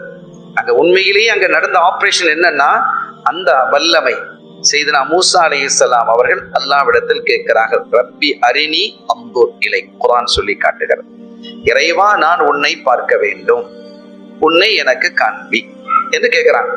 பேசுறாங்க. பேச பேச பேச அல்லாஹ்வின் மீது இருக்கக்கூடிய அந்த காதல் அதிகமாகி, அல்லாஹ்வை பார்க்கணும் பார்க்கணும் பார்க்கணும், யாரெல்லாம் என்ன உன்னை காண்பி, அரினி ரப்பி அரினி அன்துர் இலை, உன்னை காண்பி, நான் உன்னை பார்க்கணும்னு சொன்னதும், கால லன் தரானி, மூசா அலைஹிஸ்ஸலாம் அவர்களே, என்னை பார்ப்பதற்கு நீங்க இப்ப சக்தி பெற மாட்டீர்கள். அந்த சக்தி உங்களுக்கு வல்லமை இல்லை. உங்க கண்ணுக்கு அந்த பவர் இல்லைங்கிறான். அந்த ஆற்றல் இல்லை. உங்க கல்புக்கு அந்த பவர் இல்லை. உங்கள் உடம்புக்கு அந்த சக்தி இல்லை. மூசா அலைஹிஸ்ஸலாம் அவர்களினுடைய பார்வையின் வலிமை என்ன தெரியுமா? நான் ஒரு செய்தியை படித்த ஞாபகம் வருகிறது. இன்ன மூசா லயந்துரு ஃபீ லைலத்தின் கல்மா, கடும் இருள் சூழ்ந்திருக்கக்கூடிய இரவிலும் கூட அவர்கள் பார்ப்பார்கள். இருளா இருக்குது, வெளிச்சமே இல்ல, அறவே வெளிச்சம் இல்ல, சந்திரன் இல்ல, நட்சத்திரம் இல்ல, எதுவும் இல்ல, கும் இருட்டு. அதிலும் அவர்கள் சாதாரணமாக பார்ப்பாங்க. எதை பார்ப்பாங்க? இனா நம்லத்தின் சௌதா, கருத்த எறும்பை பார்ப்பார்கள். எறும்பு கருப்பா இருக்கு, இருளாகவும் இருக்குது, அதுல பாக்குறாங்க. அது என்ன செய்கிறதுன்னு சொன்னா, அலா சஹ்ரத்தின் சௌதா, அது ஒரு கருப்பு பாறையின் மீது அது ஊர்ந்து செல்கிறது. கருப்பு பாறையின் மீது ஊர்ந்து செல்லக்கூடிய கருப்பு எறும்பை கருத்த இரவிலே மூசா அலைஹிஸ்ஸலாம் அவர்கள் பார்க்கும் ஆற்றல் பெற்றவர்கள். எவ்வளவு தூரத்தில் இருந்து, இப்பதான் விஷயம், இதுதான் கிளைமாக்ஸ். மின் அஷரத்தி ஃபராசிக், ஏறக்குறைய 30 கிலோமீட்டர் தூரத்தில் இருந்து. என்ன பார்வை இருந்திருக்கும் உங்களுக்கு யோசிங்க. 30 கிலோமீட்டர் தூரத்துக்கு அப்பால், மின் அஷரத்தி ஃபராசிக், ஒரு ஃபர்சக் என்பது ஏறக்குறைய 3 கிலோமீட்டர். அப்ப 30 கிலோமீட்டர் தூரத்திலே கட்டும் இருளிலே கருத்த பாறையிலே ஒரு கருத்த எறும்பு ஊர்ந்து செல்வதை பார்க்கும் ஆற்றல் மூசா அலைஹிஸ்ஸலாம் அவருடைய கண்ணுக்கு இருக்கிறது. அவர்களை பார்த்து அல்லாஹ் சொல்கிறான், கால லன் தரானி, என்ன பார்க்கிற சக்தி உங்களுக்கு இல்லைங்கிறான். அப்ப அதையெல்லாம் தாண்டிய சக்தி வேணுமா இல்லையா? அந்த ஆற்றலும் அந்த ஞானமும் தான் இந்த ஆபரேஷன் மூலமாக ஸல்லல்லாஹு அலைஹி வஸல்லம் நெஞ்சில் வைக்கப்பட்டது. அந்த ஹிக்மத்தையும் அந்த ஆற்றலையும் அந்த சக்தியையும் அந்த வல்லமையும். அல்லாஹ்வை பார்க்கிறதுங்கிறது லேசான விஷயமா? நாளை மறு உலகத்தில் அவனை பார்ப்பதற்கான பாக்கியத்தை அல்லாஹ் நமக்கும் நம்முடைய சந்ததிகளுக்கும் தந்தருள் பாலிப்பானாக. கண்ணியத்திற்குரிய பெருமக்களே, அல்லாஹ்வை விட ஜமால் எதுவும் இல்லையே. அல்லாஹ்வை விட அழகானது. அல்லாஹ்வை பார்த்த போது சுவனவாதிகள் எல்லாம் சொல்வார்களாம், யா அல்லாஹ் எனக்கு சொர்க்கம் வேணா, ஒண்ணும் வேணா, உடனே பார்த்துட்டு இருந்தா மட்டும் போதும். அல்லாஹ் அதுக்கு நமக்கு நசீபாக்கி வைப்பானாக. உண்மையானவர்களே, அப்படி ஒரு அழகு, அப்படி ஒரு அற்புதம். எனவே அந்த ரப்பை பார்ப்பதற்கான சக்தியையும் வல்லமையையும் ஆற்றலையும் தான் ஜிப்ரீல் அலைஹிஸ்ஸலாம் அவர்கள் கொண்டு வந்தார்கள் அல்லாஹ்வின் புறத்திலிருந்து. அந்த படிக்கனிலிருந்து அந்த ஆற்றலை, அந்த ஞானத்தை அவர்களுடைய கல்விலே அது வைக்கப்பட்டது. அந்த கல்வை முதலாவதாக ஜம்சம் நீரால் கழுகப்பட்டு அதை கொண்டு வைக்கப்பட்டிருக்கிறது. இதனாலதான் சொல்றாங்க, ஞாபக சக்தி, அறிவு குறைவாக இருக்கிறது என்றவர்கள் எல்லாம் காலையில் முதலாவதாக பிரஷ் பண்ண உடனே முதலாவது சாப்பிடக்கூடியது ஜம்சம் நீராக இருக்கணும். சில ஆஷிகன்கள் சொல்றாங்க, ஜம்சம் நீரையும் தேனையும் கலந்து அவர்கள் கூட கொஞ்ச நாள் சாப்பிட்டுக்கிட்ட வந்தா, இந்த பள்ளிக்கூட பிள்ளை, ஓதுற பிள்ளை, ஹிஃபுது ஓதக்கூடிய பிள்ளைகள், இவைகளுக்கெல்லாம் முதல் உணவாக அதை கொடுத்துரும். கல்புல போய் சேர்ந்துரும், ஞாபக சக்தி அதிகமாயிடும். அது அருமையான மருந்து என்கிறார்கள். அற்புதமானது. அவர்களுடைய சிந்தனையை தெளிவுபடுத்தும். சில பேருக்கு சீக்கிரம் புரியாது. சில பிள்ளைகள் 10 தடவை சொன்னாலும் புரியாது. ஒருத்தனுக்கு சுட்டியா இருப்பான், ஒரு தடவை சொன்னா புரிஞ்சுக்கிடுவான். கிளாஸ் நடத்தினா அந்த மாதிரி வீக்காக இருக்கக்கூடிய பிள்ளைகளுக்கு ஜம்சம் நீர், ஜம்சம் நீர் இருக்கிறதே, அது எதற்காக குடிக்கப்படுகிறதோ அது அதற்காக. எந்த நோக்கத்தை நீங்கள் வைத்து குடிக்கிறீர்களோ அந்த நோக்கத்தை அதை நிறைவேற்றும் என்றார்கள் ஹாத்தமுர் ரசூல் முஹம்மதுர் ரசூலுல்லாஹி ஸல்லல்லாஹு அலைஹி வஸல்லம் அவர்கள். எனவே அந்த ஜம்சம் நீரால் அவர்களுடைய நெஞ்சம் கழுகப்பட்டு இந்த ஹிக்மத் என்று சொல்லக்கூடிய ஞானத்தையும் குத்ரத் என்று சொல்லக்கூடிய ஆற்றலையும் அவர்களுடைய கல்விலே அல்லாஹ் வைக்கிறான். ஜிப்ரீல் அலைஹிஸ்ஸலாம் மூலமாக வைத்ததற்கு பிறகுதான் அவர்கள் அங்கிருந்து என்ன செஞ்சாங்க, கூட்டிட்டு போறாங்க. பக்கத்துல மீகாயில் அலைஹிஸ்ஸலாம், இஸ்ராஃபீல் அலைஹிஸ்ஸலாம் 2 பேரும் வந்திருக்கிறாங்க. மொத்தம் 3 பேர். புராக் என்ற வாகனம் கொண்டு வரப்பட்டது. புராக் என்ற வாகனம் கொண்டு வரப்பட்டது. அந்த புராக் என்ற வாகனம் இருக்கிறது, அது நபிமார்களினுடைய வாகனம். ஸல்லல்லாஹு அலைஹி வஸல்லம் அவர்களுக்கு மட்டும் சொந்தமான வாகனம் அல்ல என்பதை நாம் விளங்கணும். ஏன்னா புராக்கிலே இப்ராஹிம் அலைஹிஸ்ஸலாம் அவர்கள் அடிக்கடி தன்னுடைய மகனாரை வந்து சந்தித்து சென்றிருக்கிறார். புராக்ல என்ன செஞ்சிருக்கிறாங்க, வந்து போயிருக்கிறாங்க என்பது வருகிறது. அப்படிப்பட்ட ஒரு அற்புதமான புராக் வாகனத்தை கொண்டு வந்து நிறுத்தப்பட்டிருக்கிறது. அப்படி நிறுத்தி இதுல ஏறுங்க நாயகமே என்று சொல்லும் பொழுது அந்த புராக் நடுங்கியது, அப்படி துளும்பியது. அப்போ அந்த புராக்கை பார்த்து சொன்னாங்க, ஜிப்ரீல் சொல்றாங்க, யா புராக், இவர்களை விட சிறந்தவர்கள் உன் மீது ஏற முடியாது. இவங்களை விட சிறந்தவன் யாரும் கிடையாது. எனக்கு ஏறினவன் சரி, இனி யாராவது ஏறதா இருந்தாலும் சரி, இவங்களை விட சிறந்தவர்கள் யாரும் சுமக்க முடியாது. எனவே நீ அமைதியாக இருக்க வேண்டும் என்று ஜிப்ரீல் அலைஹிஸ்ஸலாம் அவர்கள் அதற்கு உத்தரவு போட அது அமைதியானது என்பதை நாம் புரிகிறோம். வரலாற்றுல நம்ம படிக்கிறோம். சில ஆஷிகீன்கள் சொல்றாங்க, அது துளும்பியதுக்கு என்ன காரணம் அப்படின்னு அந்த புராக்கு பேசியதாகவும் ஒரு தகவல் உண்டு. அது ஒரு தகவல், அது வலிமையானதாக இல்லை என்றாலும் அது ஏற்கத்தக்க ஒரு அற்புதமான தகவல். அந்த புராக்கு சொல்லியதா, நான் அவங்களை ஏற விட மாட்டேன். ஏன் ஏற விட மாட்டான்?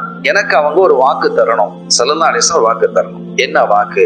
நாளை மறு உலகத்தில் அவர்கள் சுவனம் போகும்போது வேற எதுலையும் ஏறி போக கூடாது, என் மேலதான் ஏறி வரணும். அந்த வாக்கு எனக்கு கிடைக்கணும். அவங்க ஆகிரத்துல அவங்க சுவனம் செல்லும் பொழுது, அவர்கள் சிராத்துல் முஸ்தகீம் பாலத்தை எல்லாம் கடந்து செல்லும் பொழுது, அல்லாஹ் எத்தனையோ வாகனங்கள் அவருக்கு கொடுப்பான். ஆனா எனக்கு அவங்க வாக்கு தரணும், என் மேல ஏறி அங்க வரணும், எனக்கு அந்த பாக்கியம் வேணும் என்று கேட்டதாகவும் கண்மணி நாயகம் ஸல்லல்லாஹு அலைஹி வஸல்லம் அவர்கள் அதற்கு ஒத்துக்கொண்டதாகவும் ஒரு செய்தி உண்டு.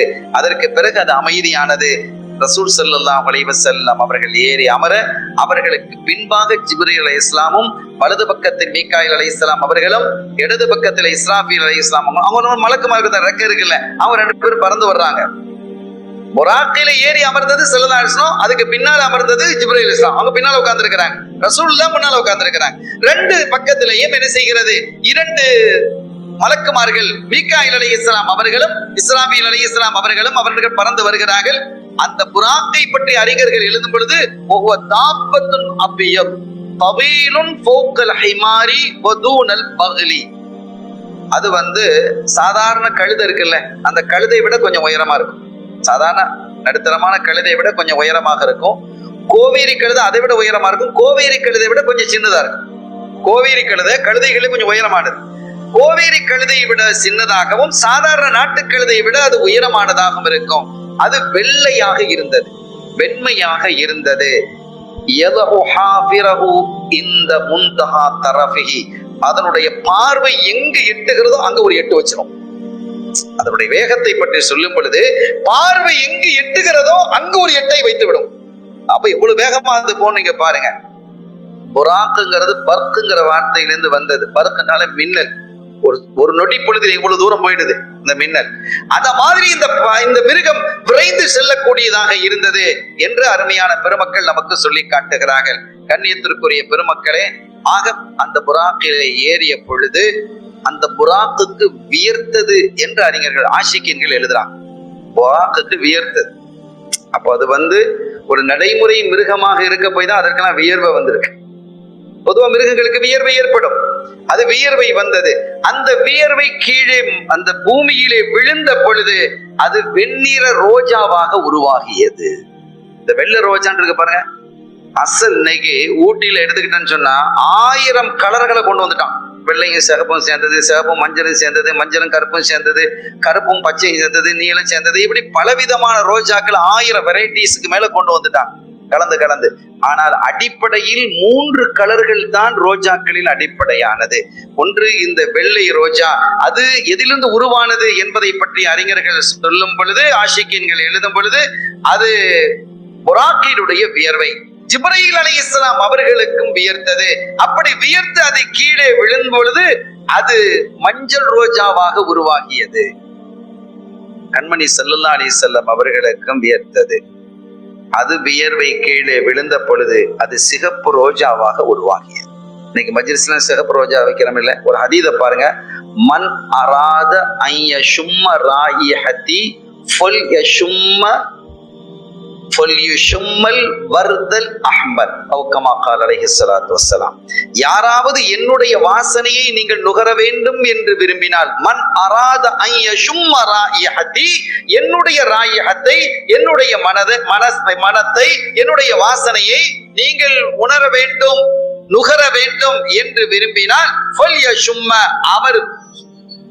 அவர் என்ன செய்யட்டும்? அவர் சுவாசிக்கட்டும், அவர் முத்தமிடட்டும், அவர் நுகர்ந்து பார்க்கட்டும். அல் வர்தல் அஹ்மர், சிகப்பு ரோஜாவை. அப்ப நம்ம ஆபாக்கள் எவ்வளவு சரியா செஞ்சிருக்கிறாங்க. ரோஜாக்களை வைக்கிறாங்க, ஏதோ சும்மா வைக்கிறாங்கன்னு நினைச்சிட்டோம். பெருமக்கள் அப்படி இல்லை. ஸல்லல்லாஹு அலைஹி வஸல்லமுடைய மனம் அது. அவர்களுடைய மனத்தில் உருவானதுதான் சிகப்பு ரோஜா என்பதை அறிஞர்கள் எழுதுவார்கள். ஆக 3 அந்த மலர்கள் அந்த இடத்தில் உருவாகியது என்பதை அந்த நஃபஹாத்துல் இத்ரியா பேசும், வித்ரியாவினுடைய ஷரஹ் பேசும். இப்படியெல்லாம் அற்புதமான பல நிகழ்வுகள். அதற்கு பிறகு புராக் செல்ல ஆரம்பித்தது. புராக் அங்கிருந்து புறப்பட்டு மஸ்ஜிதுல் ஹராமிலிருந்து மஸ்ஜிதுல் அக்ஸா வரை, பைத்துல் முகத்தஸ் வரை போகுது. அது வரைக்கும் தான் புராக்ல போனாங்க, அதுக்கு மேல புராக் இல்லை. அங்கிருந்து முதல் வானம் வரை ஏணியில் போனார்கள். லிப்ட் அது. அந்த ஏணியை பற்றி எல்லாம் அற்புதம். அதெல்லாம் நம்ம கற்பனை பண்ணி பார்க்க முடியாது. நம்முடைய கற்பனைகளுக்கு எல்லாம் அப்பாற்பட்டு அது லிப்ட், அது ஏணிகள். இன்னைக்கு எத்தனையோ வகையான லிப்ட்லாம் வந்துட்டு 200 மாடி 300 மாடி 250 மாடின்னு கட்டிட்டு கிருன்னு வேகமாக போகக்கூடிய லிப்டுகள்லாம் இருக்கிறத நம்ம பார்க்கிறோம் வெளிநாடுகள்ல. ஆனால் அதையெல்லாம் தாண்டி ஒரு அற்புதமான லிப்டை, ஏணியை அல்லாஹ் வைத்திருந்தான். இது 2வது வாகனம். 3வது வாகனம் முதல் வானிலிருந்து 7வது வானம் வரை, 7வது வானம் வரை ஸல்லல்லாஹு அலைஹி வஸல்லம் மலக்குமார்களுடைய ரெக்கையில போனாங்க. 7வது வானத்திலிருந்து சிதறத்துல் முன்தஹா வரை ஜிப்ரீல் அலைஹிஸ்ஸலாமுடைய ரெக்கையில போனாங்க. இந்த 4 பயணத்திலேயும் பல்வேறு அற்புதங்கள். இந்த 4 வாகனங்களிலும் பல நிகழ்ச்சிகளை அவர்கள் காணுகிறார்கள். ஜிப்ரீல் முதலாவதாக புராக்கிலிருந்து புறப்பட்டு அவர்கள் மஸ்ஜிதுல் அக்ஸா என்று சொல்லக்கூடிய பைத்துல் மக்தஸை வந்து சேரும் வரை கண்ட நிகழ்வுகள் என்ன என்பதை இன்ஷா அல்லாஹ் அடுத்த உரையில் நாம் பேச இருக்கிறோம். அருமையான பெருமக்களே, மெஹராஜினுடைய உரை என்பது, செய்தி என்பது அற்புதமானது. அல்லாஹ் அவர்களுக்கு மாத்திரமே கொடுத்திருக்கிறான். எல்லா ஞானத்தையும் கற்றுக் கொடுத்த இடம், இன்று பள்ளிகள் உருவாகுவதற்கு காரணமான இடம். தொழுகை அங்குதான் கடமையாக்கப்பட்டது. சில வசனங்களை அல்லாஹ் நேரடியாக இறக்கினான் என்பதையெல்லாம் சூரத்துல் பக்ராவுடைய கடைசி ஆமனர் ரசூலு லா யுகல்லிஃபுல்லாஹு நஃப்ஸன், இதெல்லாம் இந்த பூமியில் வழங்கப்பட்டதல்ல, அல்லாஹ்வினுடைய சமூகத்திலே வழங்கப்பட்டது. இந்த 2 வசனங்களும் அல்லாஹ் நேரடியாக அவர்களுக்கு அதை ஓதி காண்பித்தான் என்பதை எல்லாம் அறிஞர்கள் நமக்கு பேசுவார்கள். அற்புதமான, அழகான, ஆச்சரியமான, அறிவுக்கு விருந்தை தரக்கூடிய பல தகவல்களை இந்த மெஹராஜினுடைய வரலாற்று செய்தியில் நாம் பார்க்க இருக்கிறோம், பேச இருக்கிறோம் இன்ஷா அல்லாஹ். எனவே மக்கள் இதை முழுமையாக உள்வாங்கிக் கொண்டு இந்த தகவல்களை தங்களுடைய சந்ததிகளுக்கும் தங்களுடைய வீட்டிலே இருக்கக்கூடியவர்களுக்கும் எடுத்து செல்ல வேண்டும் என்பதை கூறிக்கொள்கிறோம். எல்லாம் வல்ல ரப்பல் ஆலமீன் அல்லாஹ் ஜல்ல ஷானஹு வ தஆலா இந்த மஜ்லிஸை கபூல் செய்து தொடர்ந்து இந்த மஜ்லிஸ் கண்மணியா முஹம்மதுர் ரசூலுல்லாஹி ஸல்லல்லாஹு அலைஹி வஸல்லம் அவர்களுடைய மாண்பையும் மகத்துவத்தையும் பேசுவதற்கான தௌஃபீக்கையும் தந்தருள் வாளித்து ஈருலக சௌபாக்கியங்களையும் நமக்கும் நம்முடைய சந்ததிகளுக்கும் தந்தருள் வாளிப்பானாக. பிஹக்கி ஹபீபிஹி ஸல்லல்லாஹு அலைஹி வஸல்லம். எல்லாம் வல்ல அல்லாஹ்வின் அருளையும் ஸல்லல்லாஹு அலைஹி வஸல்லம் ஷஃபாஅத்தையும் பெறுவோமாக. وآخر دعوانا الحمد لله رب العالمين. والسلام عليكم ورحمة الله وبركاته.